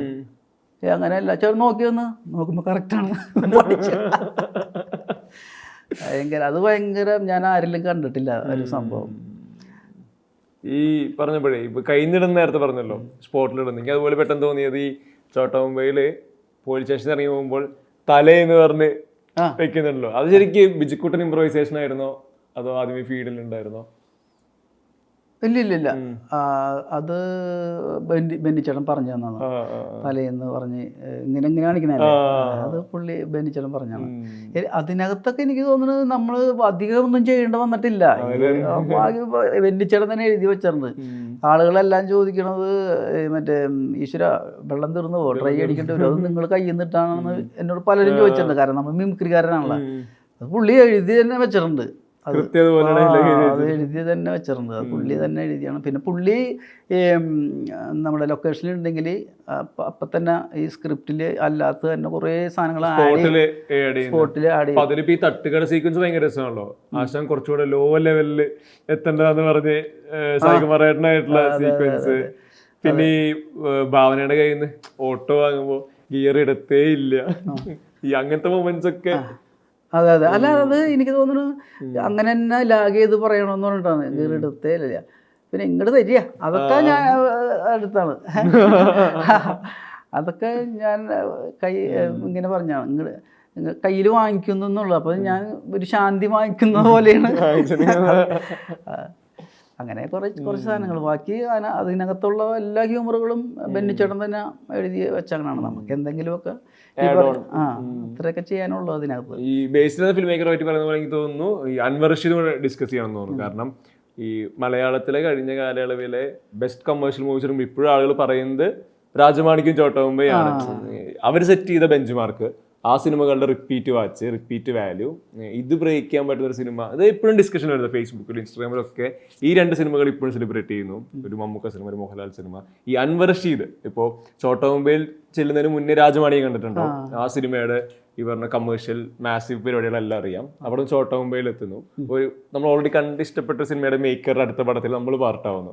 ഈ Anwar Rasheed on location, Anwar Rasheed as a director, അതെങ്ങനെയായിരുന്നു ശരിക്കും? ശരിക്കും പറഞ്ഞാൽ ഈ പോത്തൻപാവ പകുതി ഷൂട്ട് കഴിഞ്ഞതിന് ശേഷം ഞാൻ എന്തോ ആവശ്യത്തിന് നമ്മൾ ബെന്നിച്ചേട്ടനെ കാണാൻ വേണ്ടി ചെന്നിരുന്നു. ഷൂട്ട് നടന്നുകൊണ്ടിരിക്കുകയാണ്, പകുതിയൊക്കെ ആയിട്ടുണ്ട്. അപ്പം ഞാൻ ചെന്നപ്പോൾ എന്നെ പരിചയപ്പെടുത്തി. അന്നേരത്ത് അൻവർ അവിടെ ഉണ്ട്. അൻവറും പുള്ളിയും കൂടെ എഴുതിക്കൊണ്ടിരിക്കുകയാണ്. അപ്പം എന്നോട് പറഞ്ഞ് ഇത് ആരാന്നറിയാൻ പറ്റും. അപ്പം ഞാൻ നേരി കണ്ടില്ല, എനിക്കറിയാൻ പാടില്ല എന്ന് പറഞ്ഞു. ഇതാണ് രാജമാണിക്യത്തിൻ്റെ ഡയറക്ടർ എന്ന് പറഞ്ഞു. അപ്പം നമസ്കാരം. ചേട്ടാ ഞാൻ അറിഞ്ഞ് നന്നായിട്ടുണ്ടെന്ന് എന്ന് പറഞ്ഞു. അപ്പം ഞാൻ ഒരിക്കലും പ്രതീക്ഷിച്ചില്ല ചോട്ടാ മുംബൈയിൽ. അപ്പം ആ സിനിമ എന്താണ് എഴുതണത്, അപ്പോൾ അടുത്ത പടത്തിൻ്റെ വർക്കാണെന്ന് പറഞ്ഞ് അത് എന്താണെന്നൊന്നും അറിയില്ല. അപ്പം ഞാൻ ബെന്നിച്ചേട്ടനോട് എന്തോ കാര്യം പറഞ്ഞ് ഞാൻ പോയി. എന്നിട്ട് പോത്തൻപാവ ഷൂട്ട് കഴിഞ്ഞ് ഡബ്ബിങ്ങിൻ്റെ ലാസ്റ്റ് ദിവസം ഡബ്ബിങ് കഴിഞ്ഞ് ഞാൻ പോണ സമയത്ത് ബെന്നിച്ചേട്ടൻ എന്നെ വിളിച്ച്. അപ്പോൾ വിളിച്ചിട്ട് പറഞ്ഞ് എടാ നീ ഇനിയിപ്പോൾ പടയെന്ന് നീ ഇത് റിലീസായതിന് ശേഷം വേറെ എന്തെങ്കിലും പടം വന്നാൽ പിടിക്കണ്ട. നമ്മൾ അടുത്തത് ചോട്ടാ മുംബൈ എന്ന് പറഞ്ഞ സിനിമയാണ് അൻവർ സംവിധാനം ചെയ്യണത്. ആ ആരാ നായകൻ? ലാലേട്ടൻ. അതെ, അതിനകത്ത് ഞാൻ ആരാണ്? ലാലേട്ടൻ്റെ കൂട്ടുകാരൻ. അത് ഭയങ്കര സന്തോഷമായിരുന്നു. ലാലേട്ടൻ്റെ കൂടെ എന്ന് പറഞ്ഞു കഴിഞ്ഞാൽ മമ്മൂട്ടി കഴിഞ്ഞാൽ പിന്നെ ലാലേട്ടൻ എന്ന് പറയുമ്പോൾ നമുക്കതൊരു ഭയങ്കര കോമ്പിനേഷനാണല്ലോ. അത് തന്നെ അത് മമ്മൂക്കയും ഇതുപോലെ തന്നെ ഈ ജോർജ് സാർ പറഞ്ഞ പോലെ തന്നെ, എടാ നിനക്ക് എന്തെങ്കിലും തമാശ തോന്നിക്കഴിഞ്ഞാൽ നീ പറഞ്ഞോളൂ കേട്ടോ എന്ന് പറയും എന്നോട്. ഭയങ്കര സപ്പോർട്ടായിരുന്നു പുള്ളി അതിനകത്ത്. ഏതോ ഒരു ഡയലോഗ് തെറ്റിയിട്ട്, വലിയ ഡയലോഗൊക്കെ എൻ്റെ ഭാഗ്യം കൊണ്ടൊക്കെ ഒറ്റ ഷോട്ടിലൊക്കെ റെഡി ആയിട്ടുണ്ട്. ആ മറ്റേ ലോങ്ങിൽ നിന്നൊക്കെ വരില്ലേ എന്നെ ബാറിക്കൊണ്ട് നടന്നു വന്ന് കംപ്ലൈന്റ് അതിങ്ങനെ ട്രോളി ഇട്ടിട്ട് അങ്ങനെ അവിടം വരെ വേണുചേട്ടൻ നിൽക്കുന്ന വരാന്ത വരെ ഗേറ്റിന് അവിടെ നടന്നു വരുന്നുണ്ടല്ലോ. അവിടം വരെ പറയണം. മമ്മൂക്ക ആണെങ്കിൽ വെറുതെ നിൽക്കുകയാണ്. മമ്മൂക്ക അവസാനം എടാ നമ്മുടെ അച്ഛൻ മാറിപ്പോയി എന്ന് പറയണത് മാത്രമേ ഉള്ളൂ. അതിന് വേണ്ടിയിട്ട് പുള്ളി അവിടെ നിൽക്കണം. അത് എനിക്ക് ഭയങ്കര ടെൻഷനായിരുന്നു. കാരണം പക്ഷെ എന്താണെന്നറിയില്ല, അത് ഒറ്റ ഷോട്ടിൽ ഒറ്റ ടേക്കിൽ റെഡിയായത്. നമുക്ക് ഒന്ന് കൈ തന്നു എനിക്ക്. അപ്പോൾ കൈ തന്നപ്പോൾ എൻ്റെ കയ്യിൽ ഇങ്ങനെ കരി ഉണ്ടായിരുന്നു. കാരണം ഇവിടെ കരി തേച്ചിട്ടുണ്ട്. ഞാൻ പറഞ്ഞു കരി ഉണ്ട് വയ്ക്കാന്ന് പറഞ്ഞു. അപ്പോൾ പുള്ളി കരി, ഞാനിങ്ങനെ ഇവിടെ കരി മറ്റേ പാത്രമൊക്കെ കഴിയാനല്ല, അപ്പം ഞാൻ 2-3 പ്രാവശ്യം ഇങ്ങനെ പിടിച്ച് ഇങ്ങനെ കിട്ടുക കഴിഞ്ഞപ്പോൾ എൻ്റെ കൈ കരി ഉണ്ടായിരുന്നു. പിന്നെ കുറച്ച് കരി തേച്ചിട്ടുണ്ടായിരുന്നു അവർ. ആ വരവാണല്ലോ വന്നുകൊണ്ടിരിക്കണത്. അപ്പം മമ്മൂക്ക അത് ഭയങ്കര സപ്പോർട്ടായി. പിന്നെ ഇപ്പം മമ്മൂക്കക്ക് ഉള്ളൊരു പേടി ഞാൻ ഡബ് ചെയ്യുമോ എന്നുള്ളൊരു പേടി. കാരണം കുറേ ഉണ്ടല്ലോ, ഇവൻ ഡബ് ചെയ്യുമോ, നീ ഡബ് ചെയ്യോടാ? ഞാൻ പറഞ്ഞു ഞാൻ ചെയ്തോളാം. അപ്പം ഞാൻ അതിക്ക് മുന്നേ ഞാൻ ഡബ് ചെയ്തിട്ടുണ്ട് ഒരു സീരിയലിന്, മറ്റേ 8 സുന്ദരികൾ. ഞാൻ അപ്പം നമ്മുടെ മീറ്ററിൽ കറക്റ്റായിട്ട് വേറെ ആക്കും ചെയ്യാനും പറ്റൂല. അല്ല അപ്പം മമ്മൂക്കൊക്കെ അത് ഒരു ഇതായിരുന്നു. കാരണം ഇത്ര സ്പീഡിലാണ് സംസാരിക്കണം. പക്ഷെ സിനിമക്ക് അത് മതി. പക്ഷെ ഇത് ഡബ് ചെയ്യുവൻ സിനിമയല്ലേ ഇത്. എന്നെ എപ്പോഴും വിളിക്കും. പകുതി ഷൂട്ട് ഇനി കുറച്ച് ദിവസം കൂടി ഉള്ളതെന്ന് പറയുമ്പോൾ ഇനി ഡബിങ് ആണല്ലോ. അപ്പോൾ പുള്ളി പിന്നെ ഡബിങ്ങിനെ കുറിച്ചാണ്, നീ അപ്പോൾ ഇത്രയും ഫാസ്റ്റിൽ പറഞ്ഞാൽ നീ ഡബ് ചെയ്യുമോ? ഞാൻ പറഞ്ഞു ഞാൻ ചെയ്യാം.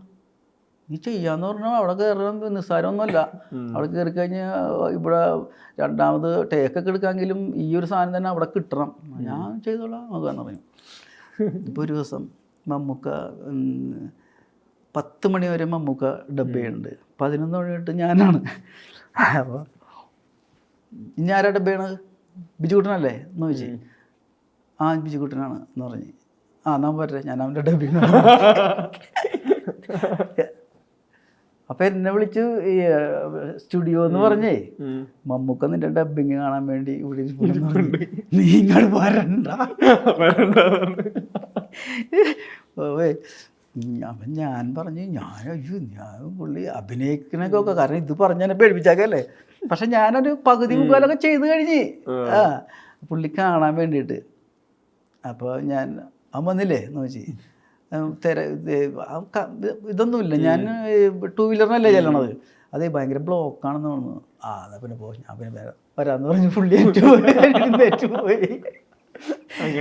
അല്ല ഒന്നും പറയൂല എങ്കിൽ പോലും നമുക്കൊരു ഭയം. അതെ മമ്മൂക്ക എന്ത് പറയും എന്നുള്ളത്. ഈ മമ്മൂക്ക മൊമെന്റ് പറഞ്ഞപ്പോഴേ ഈ ചോട്ടാമ്പേലി കുപ്പി പൊട്ടിയുമ്പോൾ ഒരു റിയാക്ഷൻ ഇല്ലേ ലാലേട്ടനെ നോക്കിക്കൊണ്ടുള്ളത്, എനിക്ക് തോന്നുന്നു അതും മീമില് വരുന്നതാണല്ലോ ഇപ്പോഴും. ഇതിപ്പോ എന്തെങ്കിലും ഒരു മറ്റേ ഈ പറഞ്ഞ കുടം ഉടച്ചു എന്ന തരത്തിലുള്ള എന്തെങ്കിലും കണ്ടന്റ് നാട്ടിൽ നടന്നു കഴിഞ്ഞാൽ അവിടെ താഴത്തെ സ്പ്ലിറ്റ് വരുന്നത് ഈ റിയാക്ഷനാണ്.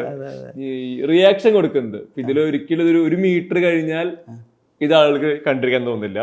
കൃത്യം മീറ്റർ കൊടുത്തു കഴിഞ്ഞാൽ അവരെല്ലാ കാലത്തും ഓർത്തിരിക്കുകയും ചെയ്യും. ആ റിയാക്ഷൻ എങ്ങനെ ഓർത്തിരിക്കുന്നത്? ആ റിയാക്ഷൻ എന്നോട് പറഞ്ഞത്, നീ ഒന്നും ചെയ്യണ്ട, നീ ഞായറാഴ്ച വാങ്ങിക്കുന്ന കുപ്പി കയ്യിൽ നിന്ന് പൊട്ടിപ്പോയി, അതിൻ്റെ വേറെ പൈസ ഒന്നുമില്ല, അത് പൊട്ടിപ്പോയി കഴിഞ്ഞാൽ നീ എന്ത് ചെയ്യും? നമ്മളാ നേരത്തെ അഭിനയിച്ചിട്ടില്ല. അതെ അങ്ങനെ സംഭവം ഉണ്ടായിട്ടുണ്ട്. മിമിക്രിക്ക് പോയിരുന്ന സമയത്ത് വല്ലപ്പോഴൊക്കെ നമുക്ക് പ്രോഗ്രാം ഇല്ലാത്ത ദിവസങ്ങളിൽ, ഇന്ന് പ്രോഗ്രാമില്ലെങ്കിൽ നാളെ ഉള്ളൂ എന്നുള്ള ദിവസങ്ങളിൽ നമ്മൾ ഒരു റൂമിൽ 10 പേരൊക്കെയാണ് കിടക്കുന്നത്. അപ്പം അടിക്കാൻ താല്പര്യം ഒരു 3-4 പേര് കൂടി ഒരു പൈൻറ്റ് എടുക്കുക. അന്ന് നിസ്സാര പൈസയൊക്കെ ഉള്ളൂ. അന്ന് ആദ്യത്തെ പരിപാടി കഴിഞ്ഞ പൈസ നമ്മൾ ഇത് ഷെയർ ഇട്ട് ഫസ്റ്റ് കിട്ടും. ഫസ്റ്റ് കിട്ടിയത്. പിന്നെ നാളെ കഴിഞ്ഞാലേ കിട്ടുള്ളൂ. മറ്റേത് 10 കഴിഞ്ഞാൽ കുറച്ച് പൈസ കയ്യിലുണ്ടാവും. എന്നിട്ട് ഞാൻ ബാറിൽ പോയി ഒരു പൈൻറ്റ് വാങ്ങിച്ച്, ഏറ്റവും കുറവിൻ്റെ പൈൻറ്റ് വാങ്ങിച്ച്. അപ്പോൾ ആ പൈസ ആരുടെ അടുത്തും ഇല്ല. ഈ പൈൻറ്റ് വാങ്ങിച്ചിട്ട് ഞാൻ അവിടം വരെ കൊണ്ടുവന്നിട്ട് ഞാൻ ഈ ഉള്ളിൽ വെച്ചാൽ കൊണ്ടുവന്നത് മുണ്ട് കൊടുത്താക്കിയാണല്ലോ, പാൻറ്റൊന്നുമില്ല. അപ്പോൾ ഇതുപോലെ തന്നെ റൂമിൽ ചെന്നപ്പോൾ 10-15 പേരുണ്ട്. അവിടെ വെച്ചിട്ട് ഇതിൻ്റെ ഉള്ളിൽ നിന്ന് പൊട്ടിപ്പോയി. അത് ഈ റിയാക്ഷൻ ഒന്നും ഉണ്ടായിരുന്നില്ല, പക്ഷേ എന്നെ കൊല്ലാനുള്ള ദേഷ്യം ഉണ്ടായിരുന്നു. പിന്നെ കഴിഞ്ഞ അടുത്ത പരിപാടി കഴിഞ്ഞപ്പോൾ ഞാൻ ഒരെണ്ണം വാങ്ങിച്ച് കൊടുത്തതിന് ശേഷം കടം വീട്ടിയതിന് ശേഷം അങ്ങനെയൊക്കെ ഉണ്ട്.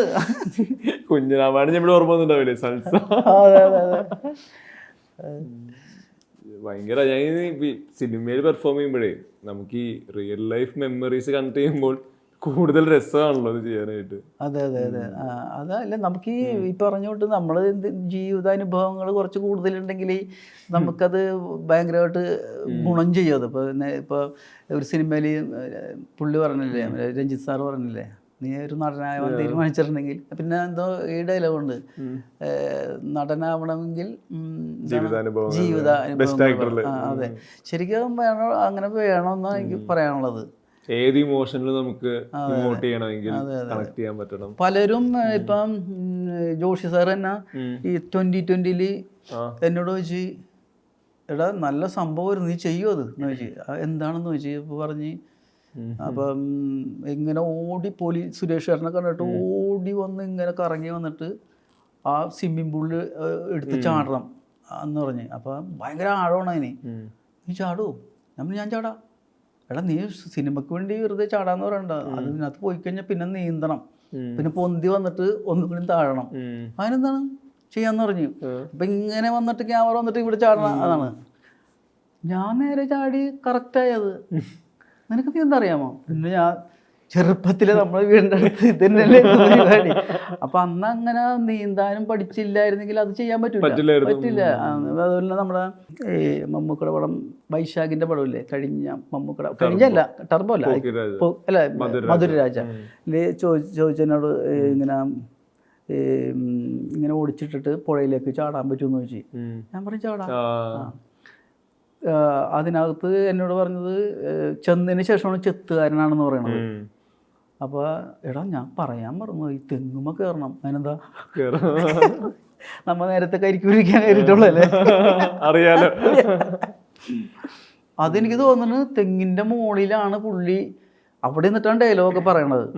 കുറെ ഞാൻ ഇങ്ങനെ നിന്നിട്ട് പറഞ്ഞു. പിന്നെ നമുക്ക് കെട്ടിത്തന്നിരുന്നു, ഇങ്ങനെ കയറണതുണ്ട്. പിന്നെ സോങ്ങിൽ അവസാനം ഓടി അവിടം വരെ കയറണമായിരുന്നു. ഞാൻ പറഞ്ഞു പരമാവധി കയറാന്ന് പറഞ്ഞു. പക്ഷെ ഞാനങ്ങ് കയറി അവിടെ ചെന്ന് ചാഞ്ഞ് കിടക്കണ ഇതങ്ങായിരുന്നു.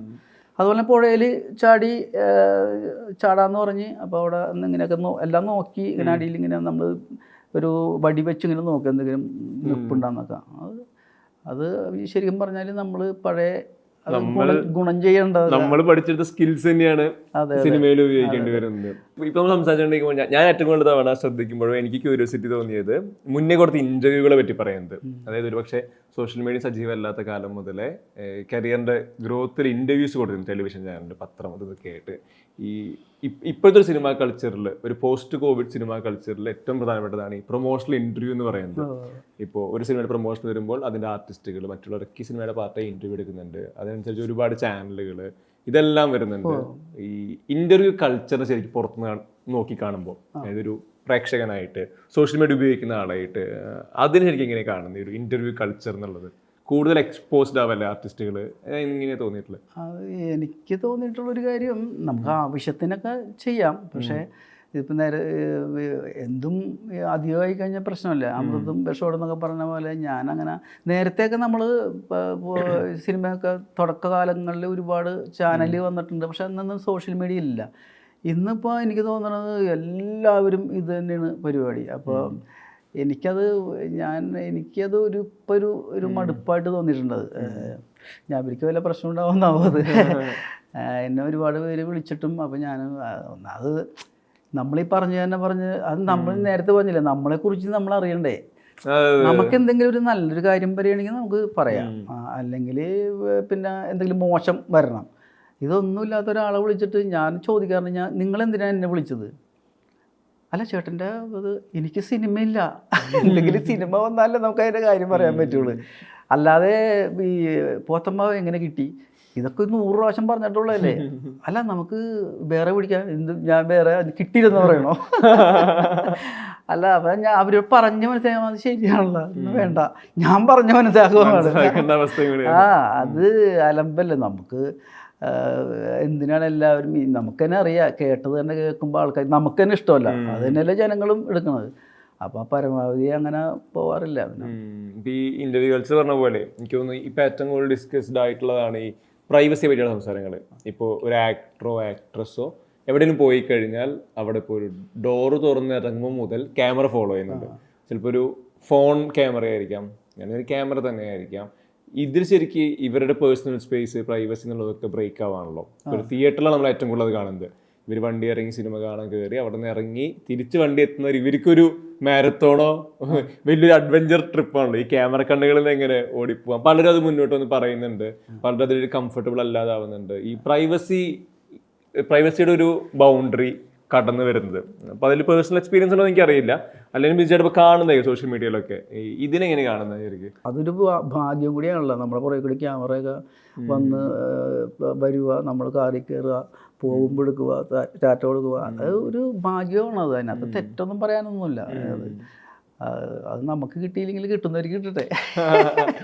ഒരു പോയിന്റ് ഈ സിനിമകളൊക്കെ ഭയങ്കര വർക്കായി ഈ ബിജുക്കുട്ടൻ ഭയങ്കര സുപരിചിതനാവുന്നുണ്ടല്ലോ എല്ലാവർക്കും. ആ സമയത്ത് ഈ പറഞ്ഞ പോലെ ഈ സെലിബ്രിറ്റി സ്റ്റേറ്റസുകൾ കൂടെ വരുവാണല്ലോ. ആ സമയത്ത് ലൈഫ് എങ്ങനെയാ പെട്ടെന്ന് മാറുന്നതെന്ന് പറഞ്ഞു കഴിഞ്ഞാൽ സോഷ്യൽ ലൈഫ് എന്താ സിമ്പിളായിട്ട് പറഞ്ഞു കഴിഞ്ഞാൽ കഞ്ഞിയും ചമ്മന്തിയൊക്കെ കുടിച്ചിരുന്ന് ഞാൻ ബിരിയാണി കഴിക്കാനുള്ള പൈസ കിട്ടി അങ്ങനെ. പക്ഷേ സ്വഭാവത്തിൽ മാറ്റമൊന്നുമില്ല നമുക്ക്. അല്ല കുറച്ചും കൂടി നമുക്ക് എന്താ പറയുക, ജനങ്ങളുടെ ഇടയിൽ നമ്മൾ കണ്ട് ചിരിക്കാത്ത ആൾക്കാരൊക്കെ ചിരിക്കുക, നമ്മളൊരു എന്താ പറയുക എല്ലാവരും സ്നേഹിക്കുന്ന ആളായി മാറുക, അതൊക്കെ ഭയങ്കര സന്തോഷമുള്ള കാര്യമാണ്. പിന്നെ ഈ പറഞ്ഞത് ഈ ബിരിയാണി തിന്നുന്ന പറഞ്ഞാൽ ഞാൻ വെറുതെ പറഞ്ഞാണ് കേട്ടോ. എനിക്ക് വീട്ടിലിപ്പോഴും പരിപ്പും ചോറൊക്കെയാണ് ഇഷ്ടം. അല്ലാതെ നമ്മളായിരിക്കുന്നത് ഭയങ്കര പ്രധാനപ്പെട്ടതല്ലേ. അതായത് നമ്മൾ ലൈഫ് സ്റ്റൈൽ മാറുന്നു അല്ലേ, അതിനൊപ്പം നമ്മൾ മാറുന്നതിന് നമ്മൾ പേഴ്സണലി നമ്മൾ റൂട്ടഡ് ആയിട്ടുള്ള കുറേ കാര്യങ്ങളുണ്ടാവുമല്ലോ. നമ്മൾ വളർന്ന സാഹചര്യങ്ങൾ, ഇതിനെല്ലാം നമ്മളെ ക്രിയേറ്റ് ചെയ്ത കുറേ കാര്യങ്ങളുണ്ടാവും. നമ്മളിപ്പോൾ എങ്ങനെയായിരിക്കുന്നു അതിൽ നമ്മൾ ഉറച്ചു നിൽക്കുക, നമ്മളായിരിക്കുക. അതിന് ശരിക്കും ഒരു എക്സ്ട്രാ എഫേർട്ട് ഉണ്ടോ? അത് ശരിക്കും ഭയങ്കര ഈസിയാണ് നമ്മളായിരിക്കുക എന്നുള്ളത്. ബാക്കി എല്ലാം മാറുമ്പോൾ എഫേർട്ടൊന്നുമില്ല. എനിക്ക് അത് ഈസിയാണത്. കാരണം ഞാൻ അങ്ങനെ സിമ്പിളായിട്ട് ചിന്തിക്കുന്ന ഒരാളാണ്. കാരണം ഇപ്പം നേരത്തെ ഒക്കെ പറഞ്ഞ പോലെ സിനിമ ഇല്ലെങ്കിൽ എന്തുകൊണ്ട് എനിക്ക് സിനിമയില്ല, എനിക്ക് തന്നെ അറിയാമല്ലോ എന്താ സിനിമ ഇല്ലാത്തതെന്ന്. അപ്പോൾ അതുകൊണ്ട് അതൊന്നും വലിയ പ്രശ്നമായിട്ട് എനിക്ക് തോന്നിയിട്ടൊന്നുമില്ല. ഞാൻ സിമ്പിളായിട്ടൊക്കെ തന്നെ ചെയ്യാം. വീട്ടുകാരും അങ്ങനെയൊക്കെ തന്നെയാണ്. എന്താണ് സിനിമ ഇല്ലേ കുറഞ്ഞൊന്നും ഇല്ല, അങ്ങനെയൊന്നുമില്ല. നമ്മൾ ചെയ്യുന്ന പടത്തിനൊക്കെ പോയി വിളിക്കുന്ന പടത്തിനൊക്കെ പോയി ചെയ്യുന്നുണ്ട്. നമ്മളവിടെ വേറെ പ്രശ്നമൊന്നും ഉണ്ടാക്കുന്നില്ല. എന്താ റെമോണ്ടറേഷൻ കാര്യങ്ങൾ, അല്ലെങ്കിൽ നമ്മുടെ കിടക്കുന്ന റൂമുകൾക്ക് പ്രശ്നം, അങ്ങനത്തെ ഒരു വിഷയം നമ്മൾ ഉണ്ടാക്കിയിട്ടില്ല. നേരത്തെ എന്നൊക്കെ പറഞ്ഞു കഴിഞ്ഞാൽ നമുക്ക് കുറച്ച് തരയിലാണ്. ഇത്തിരി പ്രശ്നമുണ്ട്, ഒരു 50,000 രൂപ കുറച്ച്, അതിനെന്താണ്, അതൊന്നും കുഴപ്പമില്ല. നമ്മൾ പൈസ ഒന്നും കണ്ട് വളർന്ന ആളല്ല. അപ്പോൾ ഇപ്പോൾ കിട്ടണതിനെ നമുക്ക് ഭാഗ്യമല്ലേ. അപ്പോൾ അങ്ങനെയൊക്കെ ചെയ്തിരുന്ന ആളാണ്. അതൊന്നും ഞാൻ ഈ സിനിമയില്ലാത്തപ്പോൾ ഗുണം ചെയ്യും എന്ന് പറഞ്ഞിട്ട് എല്ലാവരും ചെയ്യുന്നൊരു കാര്യമാണത്. 10,000-50,000 രൂപയൊക്കെ ഒരാൾക്ക് ഇത്തിരി പൈസ കൂടിയാൽ പ്രൊഡ്യൂസർക്ക് കൊടുക്കുന്ന, ഇത് താഴേക്കടയിൽ നിൽക്കുന്ന പ്രൊഡ്യൂസർമാർ. അപ്പോൾ അതൊക്കെ നമുക്ക് ഗുണം ചെയ്യുമെന്നും പറഞ്ഞ് കൊടുത്താക്കണമല്ല. അങ്ങനെ ഗുണം ചെയ്യുമെന്നും പറഞ്ഞ് അന്ന് എൻ്റെ മനസ്സിലുണ്ടായിരുന്നെങ്കിൽ ഇന്ന് വിഷമം ഉണ്ടാവും എനിക്ക്. പക്ഷെ അത് അല്ല, വിഷമമില്ല നമുക്കത്. അതുകൊണ്ട് സിമ്പിളായിട്ട് നമുക്ക് ഇത് തരണം ചെയ്ത് അങ്ങ് പോവാം.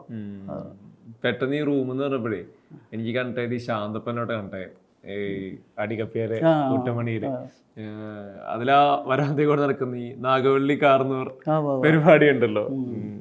ഈ മദ്യപിച്ചിട്ടുള്ളൊരു ക്യാരക്ടർ ആയി പെർഫോം ചെയ്യുന്നത്, അത് നമ്മളൊരു നോർമൽ സീരിയലല്ലോ പെർഫോം ചെയ്യുന്നത്. അതിൽ ഈ നേരത്തെ പറഞ്ഞ പോലെ ഇത് ഓവറാവാൻ പാടില്ല, ഓവറായി ഒരു ചളിയായി പോവാം.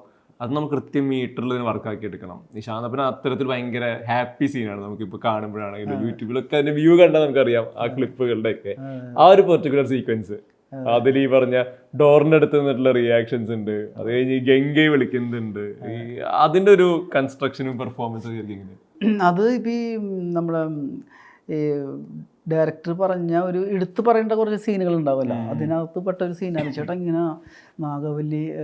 അപ്പം നമ്മളാണെങ്കിൽ അത് സ്കിറ്റിലൊക്കെ ഒരുപാട് ചെയ്തിട്ടുണ്ട്, ഈ നമ്മുടെ തമാശ സ്കിറ്റുകളിലും അതുപോലെ തന്നെ വലിയ അവാർഡ് ചടങ്ങുകളിലൊക്കെ സ്കിറ്റായിട്ട് ചെയ്തിട്ടുണ്ട്. കുറേ കോമഡി ഇറങ്ങിയിട്ടുണ്ട് അതിൻ്റെ. പിന്നെ എന്ത് ചെയ്യും, അത് വേണം ചേട്ടാ, അത് എന്തായാലും വേണം. പിന്നെ ഇതൊക്കെ തന്നെ ഗംഗയെന്നൊക്കെ വിളിക്കണൊക്കെ അല്ലേ ചെയ്യാനുള്ളൂ. അപ്പം ഡയലോഗ് എഴുതി വെച്ചിട്ടില്ല, ഇതിനൊരു സീക്വൻസ് ഉണ്ടെന്നേ ഉള്ളൂ.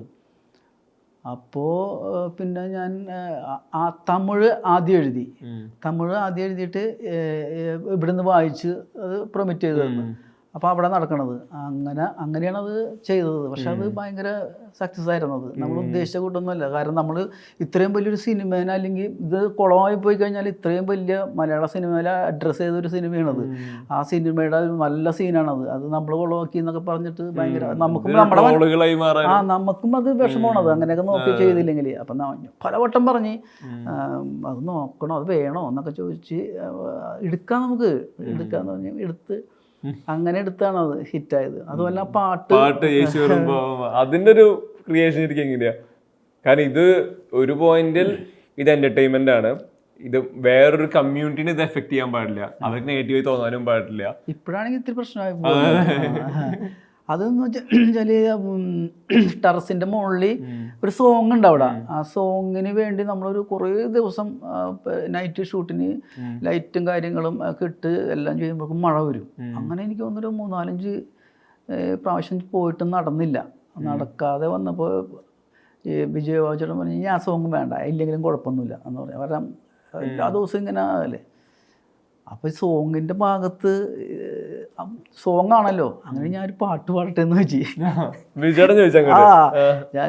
ഞാൻ വിജയബാബുച്ചനോട് ചോദിച്ചത്, ഞാനും ധ്യാനും അജുവും കൂടി എന്നിട്ട് ഇങ്ങനെ സാധനം ഉണ്ട്, ചേട്ടൻ പാടിയേട്ടാ. ഞാൻ പാടി കഴിഞ്ഞപ്പോൾ ഇത് കൊള്ളാമല്ലത്, മൊബൈലിൽ പിടിച്ച് മൊബൈലിൽ റെക്കോർഡ് ചെയ്തിട്ട് നമ്മൾ വിജയബാബുച്ചേട്ടനെ കേൾപ്പിച്ച്. വിജയബാബുച്ചേട്ടൻ പറഞ്ഞ് ഇത് ഇത്തിരി പ്രശ്നമാണ്, പക്ഷെ നല്ല രസമുണ്ട്, നമുക്കിത് ഷൂട്ട് ചെയ്യാം, എന്നിട്ട് നമുക്ക് വേണോ വേണ്ടെന്ന് അത് മതി എന്ന് പറഞ്ഞു. ഞാനപ്പോൾ അത് പാടി. എന്നിട്ട് പക്ഷെ അത് ഭയങ്കര ഇപ്പോഴും ക്രിസ്മസ് ആകുമ്പോൾ രണ്ടുപേരാണല്ലോ നമ്മൾ പണ്ട് കരോളിന് പോയിട്ടുള്ള പാട്ടാണത്. ഇതും ജീവിതാനുഭവങ്ങളിൽ സത്യമായിട്ടും കരോളിന് പോയിട്ടുള്ള സംഭവമാണത്. അന്ന് പാടിയിരുന്നതാണത് ആ പാട്ട്. വെള്ളിയാഴ്ചയും ക്രിസ്മസും. അതെ. പിന്നെന്ന് വെച്ചാൽ ഈ യേശുവിനെ കുറ്റമൊന്നും പറഞ്ഞില്ല, ഉള്ള കാര്യമാണ് പറഞ്ഞത്. പുള്ളിക്ക് പാടാനറിയില്ല, മീറ്ററുകൾ പുള്ളിക്കറിയില്ല. യേശുദാസിന് മാത്രം പാടിയാൽ മതിയോ എന്ന് ചോദിക്കുന്ന ആളുകളുണ്ടല്ലോ. പുള്ളി ഒരിത്തിരി അടിച്ചാലേ ഉള്ളൂ, പൊങ്ങച്ചക്കാരനാണ്. എന്താണ് പുള്ളി പറയണ്ടല്ലോ, അങ്ങനെയൊന്നുമില്ല, OMB കുത്തിക്കുറിക്കണോട്ട് എന്തെങ്കിലുമൊക്കെ ഒന്ന് കുത്തിക്കുറിക്കും. സാമ്യപ്പെടുത്തി ആരെയാണ് OMB? അപ്പോൾ പുള്ളിക്ക് യേശുവരും പാവമ്മ ജൂദാസ് ഭയങ്കര സാധനം എന്നുള്ളത് വേണമല്ലോ. അത് വില്ലൻ എന്നൊക്കെ പറഞ്ഞ കറക്റ്റ് അല്ല. അപ്പൊ ഒപ്പിച്ച് പാടിയാണ് പുള്ളി അത്. ആ പാട്ടും ഹിറ്റാണല്ലോ ദിലീപേട്ടൻ്റെ പടത്തില്. അപ്പൊ അതൊരു ഗുണം വരുന്നത്. അല്ല, ഇതിലിപ്പോ ആഡ് ഓൺ ചെയ്തൊരു പുതിയ ചോദ്യം ഡ്രോപ്പ് ചെയ്യുകയാണെങ്കിൽ, ഈ ലൈവായിട്ടുള്ള ഹ്യൂമർ നടക്കുന്ന വേദിയിൽ ജഡ്ജായിരിക്കുന്നു. അവിടെ ലൈവായിട്ടുള്ള ഐഡിയാസ് സ്കിറ്റുകളുടെ രൂപത്തിൽ വരുന്നുണ്ട്. ഈ ഹ്യൂമറിൻ്റെ ഒരു ട്രാൻസിഷൻ നോക്കിക്കഴിഞ്ഞാൽ എല്ലാ കാലഘട്ടങ്ങളിലും ഹ്യൂമർ മാറുന്നുണ്ടല്ലോ. സിനിമയിലെ ഹ്യൂമർ മാറുന്നുണ്ട്, സ്റ്റേജിലെ ഹ്യൂമർ മാറുന്നുണ്ട്. അതായത് തന്നെ ഒരു ജഡ്ജ് ആയിരിക്കുന്ന സമയത്ത് ഇപ്പോൾ പലതവണ ഈ റിയാലിറ്റി ഷോകൾ ഏറ്റവും കൂടുതൽ ട്രോൾ ചെയ്യപ്പെട്ടിട്ടുള്ളത് കേട്ടുള്ള വിമർശനങ്ങളൊന്നാണ് ഈ മൈനർ കമ്മ്യൂണിറ്റികളെ ഹ്യൂമർ രൂപത്തിൽ കൊണ്ടുവരുന്നത്. ട്രാൻസ്ജെൻഡേഴ്സ്, നേരത്തെ പറഞ്ഞ പോലെ ജാതി, നിറം, ഇതിൻ്റെയൊക്കെ പേരിൽ ആളുകളെ ട്രോൾ ചെയ്യുന്നത്, ചിരിക്കുന്നത്, കളിയാക്കുന്നതൊക്കെ ഈ ജഡ്ജായിരിക്കുന്ന വ്യക്തി എന്ന നിലയിൽ, തമാശ ലൈഫിൻ്റെ പാർട്ടായ ഒരാളെന്ന രീതിയിൽ, ഒരു സാധാരണ മനുഷ്യൻ എന്ന രീതിയിൽ ഇതിനെങ്ങനെ കാണുന്ന കാര്യം? അത് ഞാൻ പറയണത്, ഒരാളെ നമ്മൾ തേജോവധം ചെയ്തങ്ങൾ തമാശ എന്ന് പറയുമ്പോൾ ഒരു ഇൻ്റർമീനിങ്ങും അതുപോലെ തന്നെ തമാശ, ഒരാളെ കളിയാക്കണതൊക്കെയാണ് തമാശ. അങ്ങനെയൊക്കെ ചെയ്യാനേ പറ്റുള്ളൂ. ഇപ്പോൾ ചാർലി ചാപ്ലിനൊക്കെ വെച്ച് നോക്കിയാൽ ഇപ്പോൾ ലോകത്തിലെ ഏറ്റവും വലിയ തമാശക്കാരനല്ല. അദ്ദേഹത്തിൻ്റെ സിനിമ എടുത്താലും അദ്ദേഹത്തിനെ തന്നെ കളിയാക്കണം, മറ്റുള്ളവരെ കളിയാക്കണ പുള്ളി, അതൊക്കെയാണല്ലോ. അപ്പോൾ ഇപ്പോഴത്തെ ഒരു സിറ്റുവേഷനിൽ ഒരാളെ നിർത്തി അങ്ങോട്ട് പൊരിക്കാതെ, അല്ലെങ്കിൽ ഒരു ജാതിനെ അങ്ങോട്ട് നിർത്തി പൊരിക്കാതെ, നമുക്ക് ഇത് ചെയ്യാതെ ഒരു തമാശ പറയണമെങ്കിൽ ഒരാളെ കളിയാക്കണം. ഇപ്പം ഇത് തമാശ ഇല്ല എന്ന് പറയുന്ന ചില ആളുകളുണ്ടല്ലോ, ഇതൊക്കെ തമാശ അല്ല, ഇതൊക്കെ ബോഡി ഷേമിംഗ് ആണ് എന്ന് പറയുന്ന ആളുകൾ, അവരോട് എനിക്ക് ചോദിക്കാനുള്ളത്, അവരെന്ത് തമാശയാണ് പറയണത്? അവരേത് രീതിയിലുള്ള തമാശയാണ് ചെയ്യണത്? ഞാൻ പറഞ്ഞ ചില ആളുകൾ ഈ ഇൻ്റർവ്യൂവിന് പറയൂലേ, അവർ പറയേണ്ട തമാശ എന്താണെന്നും കൂടി ഒന്ന് പറഞ്ഞു തന്നെ. അതെന്താണ്? അതെനിക്ക് മനസ്സിലായിട്ടില്ല. ഇത് ഇപ്പോൾ ഞാൻ പറഞ്ഞത് ഒരാളങ്ങനെ തേച്ചൊട്ടിക്കാനൊന്നും പറ്റില്ല. അത് മാനസികമായിട്ട് അയാൾക്ക് ബുദ്ധിമുട്ടുണ്ടെങ്കിൽ നമ്മൾ ചെയ്യരുത്. ഞാൻ അങ്ങനെയൊക്കെ നോക്കുന്ന ആളാണ്. സുനാമി വന്നപ്പോൾ എന്നെ 2-3 കാസറ്റിൽ വിളിച്ച്, മിമിക്സ് സുനാമി, കോമഡി സുനാമി എന്ന് പറഞ്ഞു. ഞാൻ വരില്ല എന്ന് പറഞ്ഞു. കാരണം ഞാൻ അതിനകത്തൊക്കെ പൊന്തി കിടന്നിരുന്ന ആളാണ്. ഒരുപാട് പേരൊക്കെ അതിനകത്ത് അവശതയായിട്ട് അത് ചെയ്യേണ്ട ആവശ്യമില്ല. അത് ഞാൻ ചെയ്യുന്നത്. അങ്ങനെയുള്ള കാര്യങ്ങളൊക്കെ ഞാൻ നോക്കാറുണ്ട്. ഞാൻ പരമാവധി അങ്ങനെ നോക്കാറുണ്ട്. പിന്നെ കളിയാക്കുന്ന സംഭവം അല്ലാതെ ഇപ്പം പൊട്ടത്തരങ്ങൾ പറയുമ്പോഴാണ് തമാശ വരുന്നത്, അല്ലേ?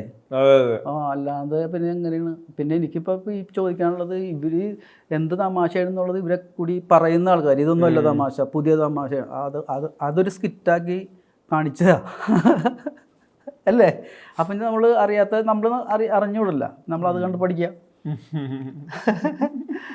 അല്ല, അങ്ങനെ നമുക്ക് ഏത് തമാശ എടുത്തു നോക്കിയാലും, അല്ലേ, അങ്ങനെ ഉണ്ടാവുള്ളത്. ഈ കഴിഞ്ഞ കാലയളവിലെ മലയാള സിനിമ ഡിസ്കസ് ചെയ്ത പോയിന്റുകളിലൊക്കെ പൊന്തി വന്ന പ്രധാനപ്പെട്ട ചർച്ചകളിലെല്ലാം ARM ഉണ്ടായിരുന്നു. ഒരു 3D സിനിമ, വലിയ സിനിമ, ഫാന്റസി, മിത്തൊക്കെ പറയുന്നത് അതിലൊരു പ്രധാനപ്പെട്ട ക്യാരക്ടർ വിജയേട്ടൻ ചെയ്യുന്നുണ്ട്. പാൻ ഇന്ത്യൻ സിനിമയിലെ പാൻ ഇന്ത്യൻ ക്യാരക്ടർ ചെയ്യുന്നുണ്ട്. എന്താ ARMന്റെ ഒരു ഇപ്പോൾ ഡിസ്നി ഹോട്ട്സ്റ്റാറിൽ വരുന്നു, ഇതൊരു പോസ്റ്റ് റിലീസിലെ എക്സൈറ്റ്മെന്റ്, സന്തോഷം, റെസ്പോൺസ് എങ്ങനെ ശരിക്കും? ഇതിനകത്ത് ഏറ്റവും വലിയ സന്തോഷം എന്ന് പറയുന്നത് നമ്മുടെ ക്യാരക്ടറാണ്.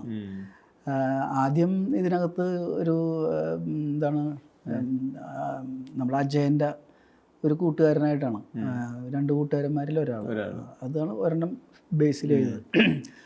അപ്പോൾ അതാണ് പറഞ്ഞിരുന്നത്. അപ്പോൾ ഈ ഷൂട്ട് തുടങ്ങിക്കഴിഞ്ഞപ്പം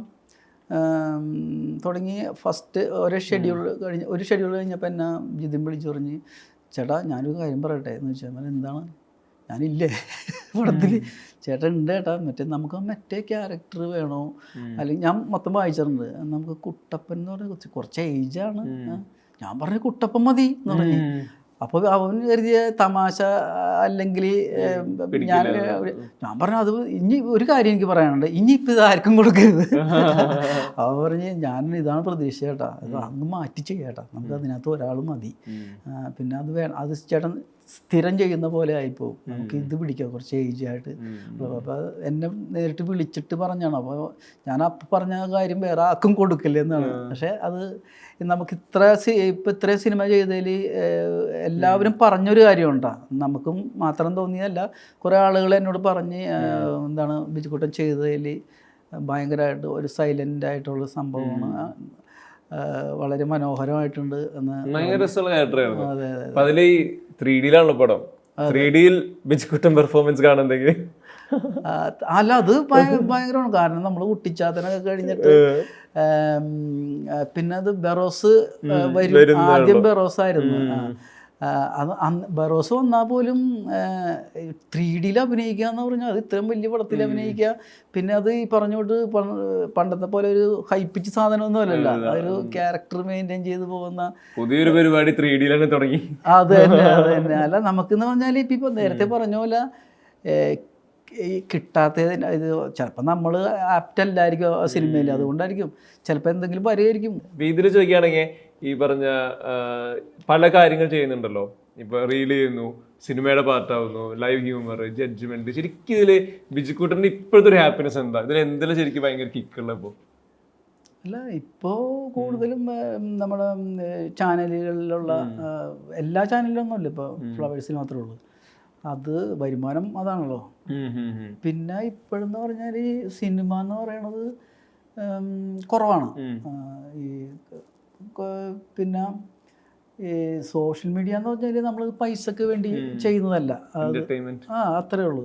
അല്ലാതെ ഒരു ചാനൽ തുടങ്ങിയിട്ട് അത് ഒരു വരുമാനം അങ്ങനെ ഒന്നും നോക്കണില്ല. അതൊരു രസമാണ്. അത് ആൾക്കാരത് ഇഷ്ടപ്പെടണുണ്ടല്ലോ. ഉറപ്പായിട്ടും പല ആളുകളും ചോദിച്ചു എന്താണ് ഇത്രയും വൈകണത്. ചെമ്പൻ വിനോദേട്ടനൊക്കെ എന്നോട് ചോദിച്ചു എന്താ ഇത്രയും വൈകണം, നല്ല രസമുണ്ടല്ല, അത് ഒരു 2-3 ദിവസം കഴിയുമ്പോൾ ഇട്ടൂടെ. ഞാൻ പുള്ളിയോട് പറഞ്ഞ് ചേട്ടാ ഈ പറഞ്ഞ ചേട്ടൻ തന്നെ ഞാൻ 3 പ്രാവശ്യം 4 പ്രാവശ്യം ഒരാഴ്ചയിൽ ഇട്ട് കഴിഞ്ഞാൽ ചേട്ടൻ തന്നെ എന്നെ വിളിച്ച് തെറി പറയും, എന്തെന്നാണ് കാണിക്കണത്. അത് സമയം കിട്ടുമ്പോൾ മോളുടെ ഒക്കെ സമയം കിട്ടുമ്പോൾ ഒരെണ്ണം ഇടും, അല്ലാണ്ട് ഇത്ര ദിവസം കഴിഞ്ഞ് ഒരെണ്ണം ഇടണം അങ്ങനെയൊന്നുമില്ല. കാരണം നമുക്ക് അതിനൊന്നും വരുമാനമൊന്നും വേണ്ട, അതിന് കിട്ടാനൊന്നും പോകണമെന്നില്ല, വേണ്ട. കാരണം ഒരു സന്തോഷമാണ് അത് എപ്പോഴും. കാരണം ഞങ്ങളല്ലേ ഉള്ളു അവിടെ, ക്യാമറ, വൈഫ്, മോള് പ്ലേ ചെയ്യുന്നു, നിങ്ങൾ ഡാൻസ് ചെയ്യുന്നു. അതെ, അത് ഭയങ്കര ഒരു രസമുള്ളൊരു കാര്യമാണത്. അപ്പോൾ തന്നെ പോസ്റ്റ് ചെയ്യുമ്പോൾ പിന്നെ നമുക്ക് നെഗറ്റീവ് കമൻറ്റുകളോ കാര്യങ്ങളോ ഒന്നുമില്ല. അത് വലിയൊരു ഓഡിയൻസ് ആ രീതിയിൽ അക്സെപ്റ്റ് ചെയ്ത് അതെ അതെ അവര് ഹാപ്പി ആണല്ലോ. അതെ അതെ. പലരും ചോദിക്കുമ്പോൾ ഞാൻ പറഞ്ഞതാണ്, നമ്മൾ കുറേയൊക്കെ വെറുതെ ഇട്ട് ഒന്നാ നമുക്ക് അറിയാൻ പാടില്ല. അപ്പോൾ ഇടക്കിടുമ്പോഴാണ് അതിനൊരു ത്രില്ലുള്ളത്. എപ്പോഴും ഇട്ട് കഴിഞ്ഞാൽ അത് ഈ പറഞ്ഞ നേരത്തെയൊക്കെ പറഞ്ഞിട്ട് ഓവർ യൂസ് ആയിപ്പോയി. അത് എങ്ങനെയാ ശരിക്കും ഫാമിലി എങ്ങനെയാണ് ഇപ്പോൾ ലൈഫിന്റെ എല്ലാ സ്റ്റേജിലും കൂടിയുള്ള ഒരു ഫാമിലി ആണല്ലോ. ഈ പറഞ്ഞ പോലെ സിനിമ കാണാൻ പോകുന്ന മൊമെന്റുകൾ പറഞ്ഞ പോലെ നിങ്ങൾ റീല് ഷൂട്ട് ചെയ്യുന്ന ഈ ഫാമിലി ഭയങ്കര പ്രധാനപ്പെട്ടതാണ് ബിജുകുട്ടൻ വ്യക്തിക്ക്. അതെ അതെ അതെ. ഫാമിലി ഭയങ്കര ഫാമിലി വിട്ടുള്ള കളിയൊന്നുമില്ല. എനിക്ക് വേണമെങ്കിൽ എറണാകുളത്തും അല്ലെങ്കിൽ തൃശ്ശൂർ ഭാഗങ്ങളിലൊക്കെ ഞാൻ ഡെയിലി വീട്ടിൽ വരും. വീട്ടിൽ വന്ന് വീട്ടിൽ നിന്ന് ഭക്ഷണമൊക്കെ കഴിച്ചിട്ട് രാവിലെ പോകുള്ളൂ. അകലേക്കാണെങ്കിൽ മാത്രമേ സ്റ്റേ ചെയ്യുള്ളൂ. നേരത്തെ അങ്ങനെ തന്നെയാണത്. വീട്ടിൽ വന്ന് അവിടുത്തെ ഈ ഇത്തിരി പരിപ്പറിയും ചോറൊക്കെ തിന്ന് തമാശയൊക്കെ പറഞ്ഞ് വ്യത്യാസം എഴുന്നേറ്റ് പോണ ഒരു സുഖം കിട്ടൂല. അത് ഫാമിലി ഞാൻ 250 രൂപ മിമിക്രി കളിക്കുന്ന സമയത്താണ് കല്യാണം കഴിക്കണത്. അന്ന് 250 രൂപ ഉള്ളു എനിക്ക്. അന്ന് 500 രൂപയ്ക്കുള്ള ആർട്ടിസ്റ്റുകളുണ്ട്. പക്ഷെ ഞാനാണ് മൊത്തം കളിക്കണത്. പക്ഷെ 250 രൂപ തരുള്ളൂ. ഞാനൊരു 50 രൂപ കൂടുതൽ വെച്ച് കഴിഞ്ഞാൽ അപ്പോൾ അടുത്ത വർഷം വേറെ ആളെ നോക്കേണ്ടി വരും. അപ്പം ഞാൻ പറഞ്ഞു വേണ്ട ഞാൻ അതിനകത്ത് നിന്നോളാം. കാരണം നമുക്ക് ഇതിനകത്ത് പിടിച്ചു നിന്നിട്ട് ഇവിടെ എന്തെങ്കിലും സിനിമയിലോ ഒക്കെ കയറാനായിട്ട്. അപ്പോൾ ആ സമയത്ത് മിമിക്രിക്കാരൻ എന്നും പറഞ്ഞ് കല്യാണം കഴിപ്പിച്ചു തന്നാണ്. അപ്പോൾ കല്യാണമൊക്കെ കഴിഞ്ഞ് അപ്പോൾ കല്യാണത്തിന് മുമ്പേ അവരുടെ അമ്മ അച്ഛനോടൊക്കെ ചോദിച്ചു എന്താണ് പരിപാടി. മിമിക്രിയുടെ ജോലിയാണെന്നാണ് പറയുന്നത്. അവരാരും മിമിക്രിക്കാരല്ല. മിമിക്രി നാടകമാണെങ്കിൽ പിന്നെയും കുഴപ്പമില്ല, അല്ലെങ്കിൽ മിമിക്രി ഒരു കലയാണ്. അത് അങ്ങനെ ഒരു ഇതുണ്ടായിരുന്നില്ല, അത് കുഴപ്പമൊന്നുമില്ല. അപ്പം ഞങ്ങൾ വീട്ടുകാർക്ക് തമ്മിൽ അറിയാം.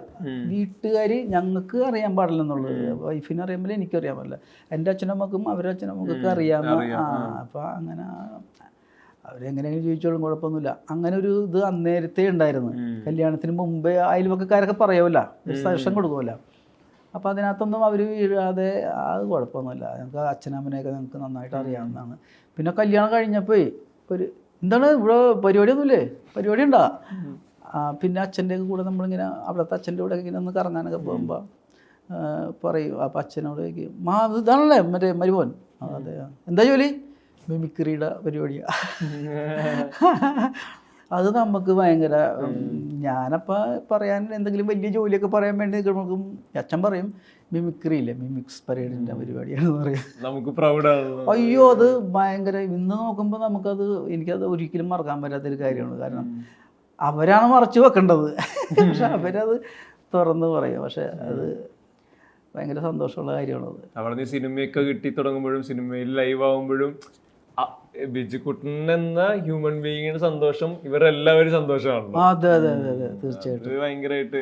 അതെ അതെ അതെ. എല്ലാവരും എൻ്റെ മനസ്സിലൊക്കെ നമ്മൾ എങ്ങനെയെങ്കിലും ഒരു സിനിമയിൽ അഭിനയിക്കണം, എങ്ങനെയെങ്കിലും സിനിമയിൽ അഭിനയിക്കണം. അതിപ്പോൾ ഞാൻ മിമിക്രിയിലല്ലെങ്കിൽ പോലും അവിടെ ഞാൻ പാത്രം കഴുകാനെങ്കിലും പോകും, ഏത് യൂണിറ്റിൽ. അങ്ങനെയെങ്കിലും എനിക്ക് സിനിമയിൽ അഭിനയിക്കുന്നത് ഭയങ്കര മോഹം വരുന്നത്. പിന്നെ നമ്മളെക്കുറിച്ച് തന്നെ ചിന്തിക്കാറുണ്ട്, നമ്മളൊക്കെ സിനിമയിൽ എടുക്കുമോ. ഞാൻ ഇതുവരെ ചാൻസ് ചോദിക്കാൻ പോയിട്ടില്ല. കാരണം എന്ന് വെച്ചാൽ നമ്മൾ കണ്ടു കഴിഞ്ഞാൽ സിനിമ നടൻ്റെ ലുക്കൊന്നും ഇല്ല. പക്ഷെ ആഗ്രഹം മനസ്സിലുണ്ട്. എങ്ങനെയെന്നും പറയും എനിക്കൊരു ചാൻസ് തരുമോ, അല്ലെങ്കിൽ ഞാൻ അഭിനയിക്കട്ടെ. നമുക്ക് അന്നെന്നൊക്കെ പറയും, നമ്മുടെ സമയത്ത് എന്നൊക്കെ പറഞ്ഞാൽ നല്ലൊരു ഒത്ത മനുഷ്യൻ, നല്ല ഹൈറ്റും വെയിറ്റും വെളുപ്പും ഒക്കെ ഉള്ള ഇവരൊക്കെയാണല്ലോ. പിന്നെ ഞാൻ കരുതി നമുക്കത് ഒരു കാലം വരെ ആയിരിക്കും അങ്ങനെ. പക്ഷെ അതൊന്നും ഈ വൈഫിൻ്റെ വീട്ടുകാർക്കൊന്നും അറിയില്ല എനിക്കിങ്ങനൊരു ആഗ്രഹം കൊണ്ട് അറിയില്ല. മിമിക്രി ആയിട്ട് തന്നെ നടക്കും. മിമിക്രി എനിക്ക് തോന്നുന്നത് ആദ്യമൊക്കെ നമ്മളിങ്ങനെ സിനിമയിൽ അഭിനയിക്കാനൊക്കെ ഉള്ളൊരു മോഹം കൊണ്ട് മിമിക്രിയൊക്കെ തുടങ്ങി. പിന്നെ കല്യാണം കഴിഞ്ഞപ്പോൾ അതൊരു ജീവിതമാർഗമായിട്ട് തന്നെ എടുത്തിരുന്നത്. അതല്ലാതെ വേറെ പരിപാടിയൊന്നും ഉണ്ടായിരുന്നില്ല. 500 രൂപ വരെ കിട്ടിയിരുന്നു എനിക്ക് ഒരു കളിക്ക്. പിന്നെ അത് 750 രൂപയായി സലിംകുമാർ ട്രൂപ്പിൽ വന്നപ്പോൾ. അപ്പം അന്ന് അത്യാവശ്യം നല്ല ഇതൊക്കെയാണ്. അപ്പോൾ ശരിക്കും പറഞ്ഞാൽ അന്നൊക്കെ പിന്നെ സിനിമയുടെ കാര്യമല്ല, അടുത്ത പരിപാടി, അടുത്ത വർഷം നല്ല പരിപാടി ഉണ്ടാവണേ, അടുത്ത വർഷം എന്ത് സ്കിറ്റ് ചെയ്യും, അങ്ങനെയൊക്കെ. പിന്നെ നമ്മുടെ ജീവിതമാർഗം ഇതായി. അതിനിടയിലാണ് നമുക്ക് ചാനലിൽ വന്നത്, സിനിമയിലേക്ക് വന്നു. അതുകൊണ്ടാണ് നമുക്ക് പെട്ടെന്നൊരു ഭാഗ്യം കിട്ടിയെന്ന് പറയണത്. അപ്പോൾ ഞാൻ നേരത്തെ പറഞ്ഞ പോലെ തന്നെ ഇനി ഒരുപാട് പേര് ഭാഗ്യമുള്ളവർ നിൽപ്പുണ്ട്. അത് തന്നെയല്ല, നമുക്ക് ഗ്യാപ്പ് ഇപ്പോൾ വരുന്നത് നമ്മൾ അത് വലിയ ചിന്തിക്കാനൊന്നുമില്ല, വലിയ അതിനെക്കുറിച്ച് വലിയ തല പോകേണ്ട ആവശ്യമൊന്നുമില്ല. ഓരോ റീലിലും ഓരോ നടന്മാരാണ് ഇപ്പം, അല്ലേ? സോഷ്യൽ മീഡിയയിൽ ഓരോ റീലിലും ഓരോ നടന്മാരും നടികളും വന്നുകൊണ്ടിരിക്കുന്നുണ്ട്. അപ്പം അത് അവരോട് കുശുമ്പെടുത്തിട്ടൊന്നും കാര്യമൊന്നുമില്ല. ഞാനൊക്കെ അവരെയൊക്കെ ശരിക്കും ആസ്വദിക്കുന്നതാണ്. എല്ലാ പരിപാടിയും ഞാൻ കാണും, സോഷ്യൽ മീഡിയയിലും അല്ലെങ്കിൽ സിനിമകളായാലും ഒക്കെ. അവരുടെ പരിപാടികളൊക്കെ നല്ല പരിപാടിയാണ്. കാരണം ഹ്യൂമറിനൊക്കെ വ്യത്യാസമുണ്ട്. എന്നാലും കളിയാക്കുന്നതൊക്കെ തന്നെയാണ് ചെയ്യുന്നത്, പറഞ്ഞ പോലെ തന്നെ. പക്ഷേ യൂട്യൂബേഴ്സൊക്കെ ചെയ്യുന്ന കണ്ടന്റുകളൊക്കെ ഭയങ്കര രസമുണ്ട്. ചിലത് ഇപ്പം ആണുങ്ങൾ തന്നെ പെണ്ണിൻ്റെ വേഷം കെട്ടുമ്പോൾ പണ്ടായിരുന്നു മിമിക്രിയിൽ, ഇപ്പം മിമിക്രിയിൽ ഒറിജിനൽ പെണ്ണുങ്ങളൊക്കെ കൊണ്ടുതന്നെ. പക്ഷേ ഈ റീലിലൊക്കെ ഒരാൾ തന്നെ 3 പേരൊക്കെ അഭിനയിക്കുമ്പോൾ ഭയങ്കര രസമാണ് കാണാനായിട്ട്. നമുക്ക് അത് ഒരു തോൽവിയായിട്ട് തോന്നണില്ല. ഭയങ്കര രസമുള്ള കുറേ ടീംസ് ഉണ്ട്. ഒരാൾ തന്നെ 3-4 ചെയ്യണത്, 4 പേരൊക്കെ ചെയ്യണത് നമുക്ക് ഭയങ്കര രസമായിട്ടുണ്ട്. അത് എനിക്കൊക്കെ ഭയങ്കര ഇഷ്ടമാണത്. അപ്പോൾ അവർ സിനിമയിൽ വന്നത് നമുക്ക് ഇഷ്ടമാണ്. അതുകൊണ്ട് നമ്മളൊന്ന് മാറി എന്നാലും പ്രശ്നമൊന്നുമില്ല, നല്ല കാണാനല്ല. അല്ല, എനിക്ക് തോന്നുന്നു ഇന്റർവ്യൂ കണ്ടുകൊണ്ടിരിക്കുന്നവർക്കും ചിലപ്പോൾ ഇന്റർവ്യൂ കാണുന്ന പോലെ തന്നെ അവർക്ക് ക്യൂരിയോസിറ്റി ആയിരിക്കും. ഈ അറ്റയർ, ഈ ബ്ലാക്ക് മുണ്ട്, അതിനെന്താ ശരിക്കും ഇങ്ങനെ തന്നെയാണോ യൂഷ്വൽ അറ്റയർ? എന്താണ് ഞാൻ മിക്കവാറും ഇപ്പം ഈ ബ്ലാക്ക് മുണ്ട് ഉടുക്കുന്നുണ്ട്. എനിക്ക് എന്തൊരു ഇഷ്ടമുണ്ട്. പിന്നെ ഇപ്പം ശബരിമല സീസണാണല്ലോ, അപ്പം ഇപ്പം കുറച്ച് നോയമ്പ് എടുത്തിട്ടുണ്ട്. ഫോണില്ല, നോയമ്പ് എടുത്തിട്ടുണ്ട്. അതിപ്പോൾ എല്ലാവരും 41 ദിവസം ഒക്കെ എടുക്കുമല്ലോ, അങ്ങനത്തെ ഒരു നോയമ്പല്ല. ഇപ്പം ഇന്ന് വരെ നോയമ്പുണ്ട്. ഇപ്പം നാളെ നല്ലൊരു ബിരിയാണി ഉണ്ടെങ്കിൽ മാറും. അല്ല, നമ്മളത് അന്ന് ഈ പ്രാവശ്യം കുറച്ച് ദിവസം എടുത്താക്കാം എന്ന് പറയൂല, അങ്ങനെ. അത് നേർച്ച കാര്യങ്ങളൊന്നുമില്ല. അതുകൊണ്ടാണ് നാളെ മാറിയാക്കാന്ന് പറയണത്. നല്ലൊരു ബിരിയാണിയോ ചിക്കൻ കറി ഉണ്ടു കഴിഞ്ഞാൽ നാളെ മാറും, അത് വേറെ കാര്യം. അപ്പോൾ അതിന് പ്രശ്നമൊന്നുമില്ല. ഇനി നമുക്ക് ഇത്ര നാൾ എടുക്കണമെന്നൊന്നുമില്ല. ശബരിമലക്ക് പോകുമ്പോൾ 41 ദിവസം ഞാൻ എടുക്കാറുണ്ട്. അച്ഛനും ഒരു 3 വർഷം എന്നെ കൊണ്ടുപോയിട്ടുണ്ട്. ഞാൻ കഴിഞ്ഞ 2 വർഷത്തിന് മുമ്പ് വരെ ഞാൻ പോയിരുന്നു, മോളെയൊക്കെ കൊണ്ടുപോയിട്ടുണ്ട്. എനിക്ക് ഭയങ്കര വിശ്വാസം കാര്യങ്ങളൊക്കെ ഉള്ളതാണ് എന്ന് കരുതി ഞാൻ അവിടെ കിടന്ന് ഉരുളാനൊന്നും പോകില്ല. ആ വിശ്വാസം, കാരണം നമുക്ക് ഞങ്ങൾ കലാകാരന്മാരെന്ന് പറഞ്ഞാൽ അങ്ങനെയാണ്. കാരണം നമ്മൾ പള്ളി കൊണ്ടും അമ്പലം കൊണ്ടും മോസ്കുകളുടെ ഇതുകൊണ്ടൊക്കെയാണ് ജീവിക്കുന്നത്, എല്ലാ തരത്തിലുള്ള ഇതുകൊണ്ട്. ഞങ്ങൾ ട്രൂപ്പ് പോകുമ്പോൾ ഏത് അമ്പലമാണ് കാണണമെങ്കിൽ അവിടെ ആദ്യം കാണിക്കിടും, മോസ്ക് ആണെങ്കിൽ അവിടെ ഇടും, പള്ളിയാണെങ്കിൽ അവിടെ ഇടും. പല ജാതിക്കാരുണ്ട് ഞങ്ങൾ. അപ്പം നമുക്കൊരു ജാതി പറയണ കാര്യങ്ങളൊന്നും നമുക്കിഷ്ടമല്ല. അതൊന്നും അത് നേരത്തെ എല്ലാ കലാകാരന്മാർക്കും അങ്ങനെ തന്നെ ആയിരിക്കുള്ളൂ. ഞങ്ങൾ എവിടെ ചെന്നാലും പള്ളിയാണെങ്കിൽ ചെന്ന് ആദ്യം അവിടെ നേർച്ചിട്ടതിന് ശേഷം നമുക്ക് പരിപാടി തുടങ്ങുള്ളൂ, അമ്പലമാണെങ്കിൽ നേർച്ചിട്ടതിന് ശേഷം പരിപാടി തുടങ്ങുള്ളൂ.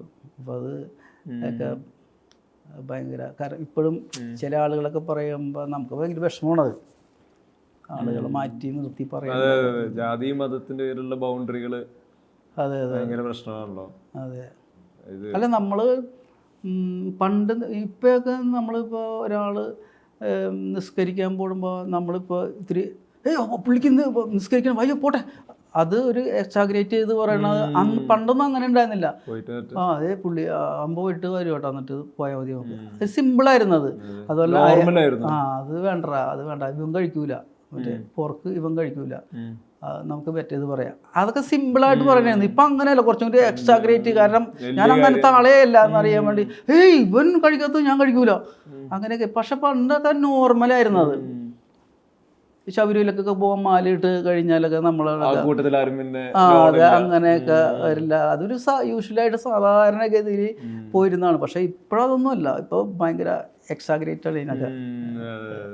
ഈ സോഷ്യൽ മീഡിയ പറഞ്ഞപ്പോഴേ എനിക്ക് തോന്നി ഈ Bhadran on air short film, അത് ഇപ്പൊ നമ്മൾ സംസാരിക്കുമ്പോഴും അതിന്റെ ഒരു ഭയങ്കര വ്യൂസ് കയറിക്കൊണ്ടിരിക്കുന്നു. ഇതിന്റെ റീച്ച്, വൈറൽ സ്വഭാവം ഒക്കെ അതിനുണ്ടായിരുന്നു. ഈ ഭദ്രൻ ഓൺ എയർ ഒരു ഷോർട്ട് ഫിലിമാണ്.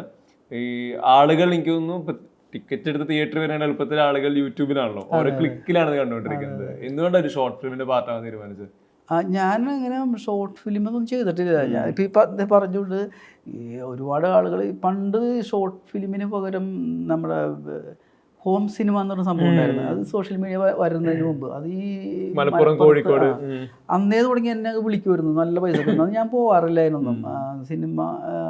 അത് എന്തോ എനിക്കങ്ങനെ ഒരു ഇഷ്ടമല്ല അത്. പിന്നെ ഷോർട്ട് ഫിലിമുകൾ കുറേ വിളിക്കാറുണ്ട്, അതൊന്നും ഞാൻ പോകാറില്ല. ഇത് നമ്മുടെ കൂട്ടുകാരനാണ്, പ്രീമിയർ പെറ്റ്മിനി എന്ന് പറഞ്ഞ ചാനലിൻ്റെ എൻ്റെ കൂട്ടുകാരനാണ് നടത്തുന്നത്. അപ്പോൾ അവർ റെഗുലറായിട്ട് ചെയ്തുകൊണ്ടിരിക്കുകയാണ്. കൊറോണക്ക് തുടങ്ങിയിട്ട് നല്ല റീച്ചുള്ള നോബി, അതുപോലെ തന്നെ അസീസൊക്കെ ഇപ്പോൾ സിനിമയിൽ. അപ്പോൾ അത് 2 വർഷമായിട്ട് അത് നിർത്തി വെച്ചിരിക്കുകയാണ്. അപ്പോൾ ഒരു എപ്പിസോഡ് ഞാൻ ചെയ്തിട്ടുണ്ടായിരുന്നു. അപ്പം ഞാൻ പറഞ്ഞു, തമാശ ചെയ്യണ്ട കേട്ടോ, എന്തെങ്കിലും നല്ല സീരിയസ് സാധനമൊക്കെ ഉണ്ടെങ്കിൽ നമുക്ക് അത് മതി, അത് ചെയ്യാട്ടാന്ന് പറഞ്ഞു. അങ്ങനെ ലോലിപോപ്പ് എന്ന് പറഞ്ഞ സാധനം ചെയ്തത്. അപ്പോൾ അതിനകത്ത് നമ്മൾ വേറൊരു സംഭവത്തിൽ വരുമ്പോൾ മോശം, ഇവനൊക്കെ വേറെ പണിയില്ലേ എന്ന്, പഴയ പണിക്ക് തന്നെ പോയാൽ പോരെ എന്നൊക്കെ ചോദിക്കുമെന്നൊക്കെ ഞാൻ കരുതി. പക്ഷേ അതിനകത്ത് പോസിറ്റീവ് ആയിട്ടുള്ള സംഭവമായിരുന്നു. അപ്പം ഞാൻ പറഞ്ഞു അത് കൊള്ളാടാ, അങ്ങനെ എന്തെങ്കിലും കൂടി ഇടയ്ക്ക് ചെയ്യാമെന്ന് പറഞ്ഞു. അപ്പം ഇതിൻ്റെ കഥ അപ്പോൾ 2 വർഷമായിട്ട് അവർ നിർത്തി വെച്ചേക്കാണ്. അപ്പോൾ ഈ ഒരു എൻട്രി എന്നോട് പറഞ്ഞ് ഇങ്ങനൊരു സംഭവമുണ്ട് ചേട്ടാ, തമാശയാണ്. അപ്പം ഞാൻ പറഞ്ഞു ഞാനില്ല എന്ന് പറഞ്ഞു. ചേട്ടൻ വേണ്ട, ഞാൻ കഥ ഒന്ന് കേട്ട് നോക്കുമെന്ന് പറഞ്ഞു. കഥ പറഞ്ഞപ്പോൾ ഞാൻ ഭയങ്കര രസമുണ്ട്. അപ്പം ഞാൻ പറഞ്ഞു നമുക്കിത് പെട്ടെന്ന് ചെയ്യാന്ന് പറഞ്ഞു. 2 ദിവസം കൊണ്ടാണ് ചെയ്ത് തീർത്തത്. കഥ കേട്ട് 2 ദിവസം കൊണ്ട് ഷൂട്ട് ചെയ്ത്. ഇത്രയും വലിയ റീച്ചും വ്യൂ ഒക്കെ പ്രതീക്ഷിച്ചിട്ടുണ്ടായിരുന്നോ? ഇത്രയും വലിയ എന്തായാലും മോശമാവില്ല എന്നുള്ള ഉറപ്പാണ്. പിന്നെ നമ്മൾ അതിനകത്ത് വേറെ എക്സ്ട്രാ കുത്തിക്കെട്ടേണ്ട പരിപാടികളൊന്നുമില്ല. നമുക്ക് എന്താ പറയുന്നത്, ആ സിറ്റുവേഷൻ കോമഡികൾ മാത്രം മതി. ഇത് പിന്നെ എന്തായാലും മോശമാവുമെന്ന് എനിക്ക് മോശമാവില്ല എന്നുള്ള ഉറപ്പുണ്ടായിരുന്നു അത് കേട്ടപ്പോൾ തന്നെ. അല്ലെങ്കിൽ അവൻ എന്നെ വിളിച്ച് പറയൂല, ഞാൻ ചെയ്യൂല എന്ന് പറയാം. പക്ഷെ ഇത് ടിസ്റ്റൊക്കെ ഉണ്ടല്ലോ അതിനകത്ത് കുറച്ച്. പിന്നെ ഒരു സോങ് ഒക്കെ ഉണ്ട്. ആ സോങ് വേണ്ടെന്ന് പറഞ്ഞാണ്, കാരണം ഇങ്ങനെയുള്ള ഡാൻസ് ചെയ്യുന്നത്. പക്ഷെ അത് എന്തോ ഭയങ്കര, ഇപ്പൊ എനിക്ക് 1 മില്യൺ ആവുമ്പോണെന്നാണ്. റീലിലൊക്കെ എന്താണ് 3 കോടിയും കണ്ടായി റീലുകളിലൊക്കെ. അല്ല ഇത്രയും പോകുമെന്ന് കരുതിയിരുന്നില്ല കേട്ടോ. പക്ഷെ മോശം പറയുമെന്ന് പറയൂല, അങ്ങനെ നമുക്ക് ഒരു വിശ്വാസം ഉണ്ടായിരുന്നു. പിന്നെ അവൻ്റെ ഈ മേക്കിംഗ് ഒക്കെ സിനിമ സെറ്റപ്പിലാണ് ചെയ്യുള്ളൂ, സാധാരണ ഷോർട്ട് ഫിലിം ചെയ്യുന്നത്. അപ്പോൾ ഇതിപ്പോൾ സിനിമ ആക്കിക്കൂടെ എന്നൊക്കെ ചോദിച്ച ആൾക്കാർ, അതൊരു ഭാഗ്യമാണത്. പിന്നെ ഇത്രയും ദൈർഘ്യമുള്ളൊരു സംഭവം 34 മിനിറ്റ് എടുത്ത് അത് അങ്ങനെ വരാറില്ല. അതും കണ്ടു തീർക്കാനായിട്ട് വിഷമമല്ലേ. പക്ഷെ ഇതെല്ലാവരും കാണുന്നുണ്ട്, അതൊരു ഭാഗ്യമാണത്.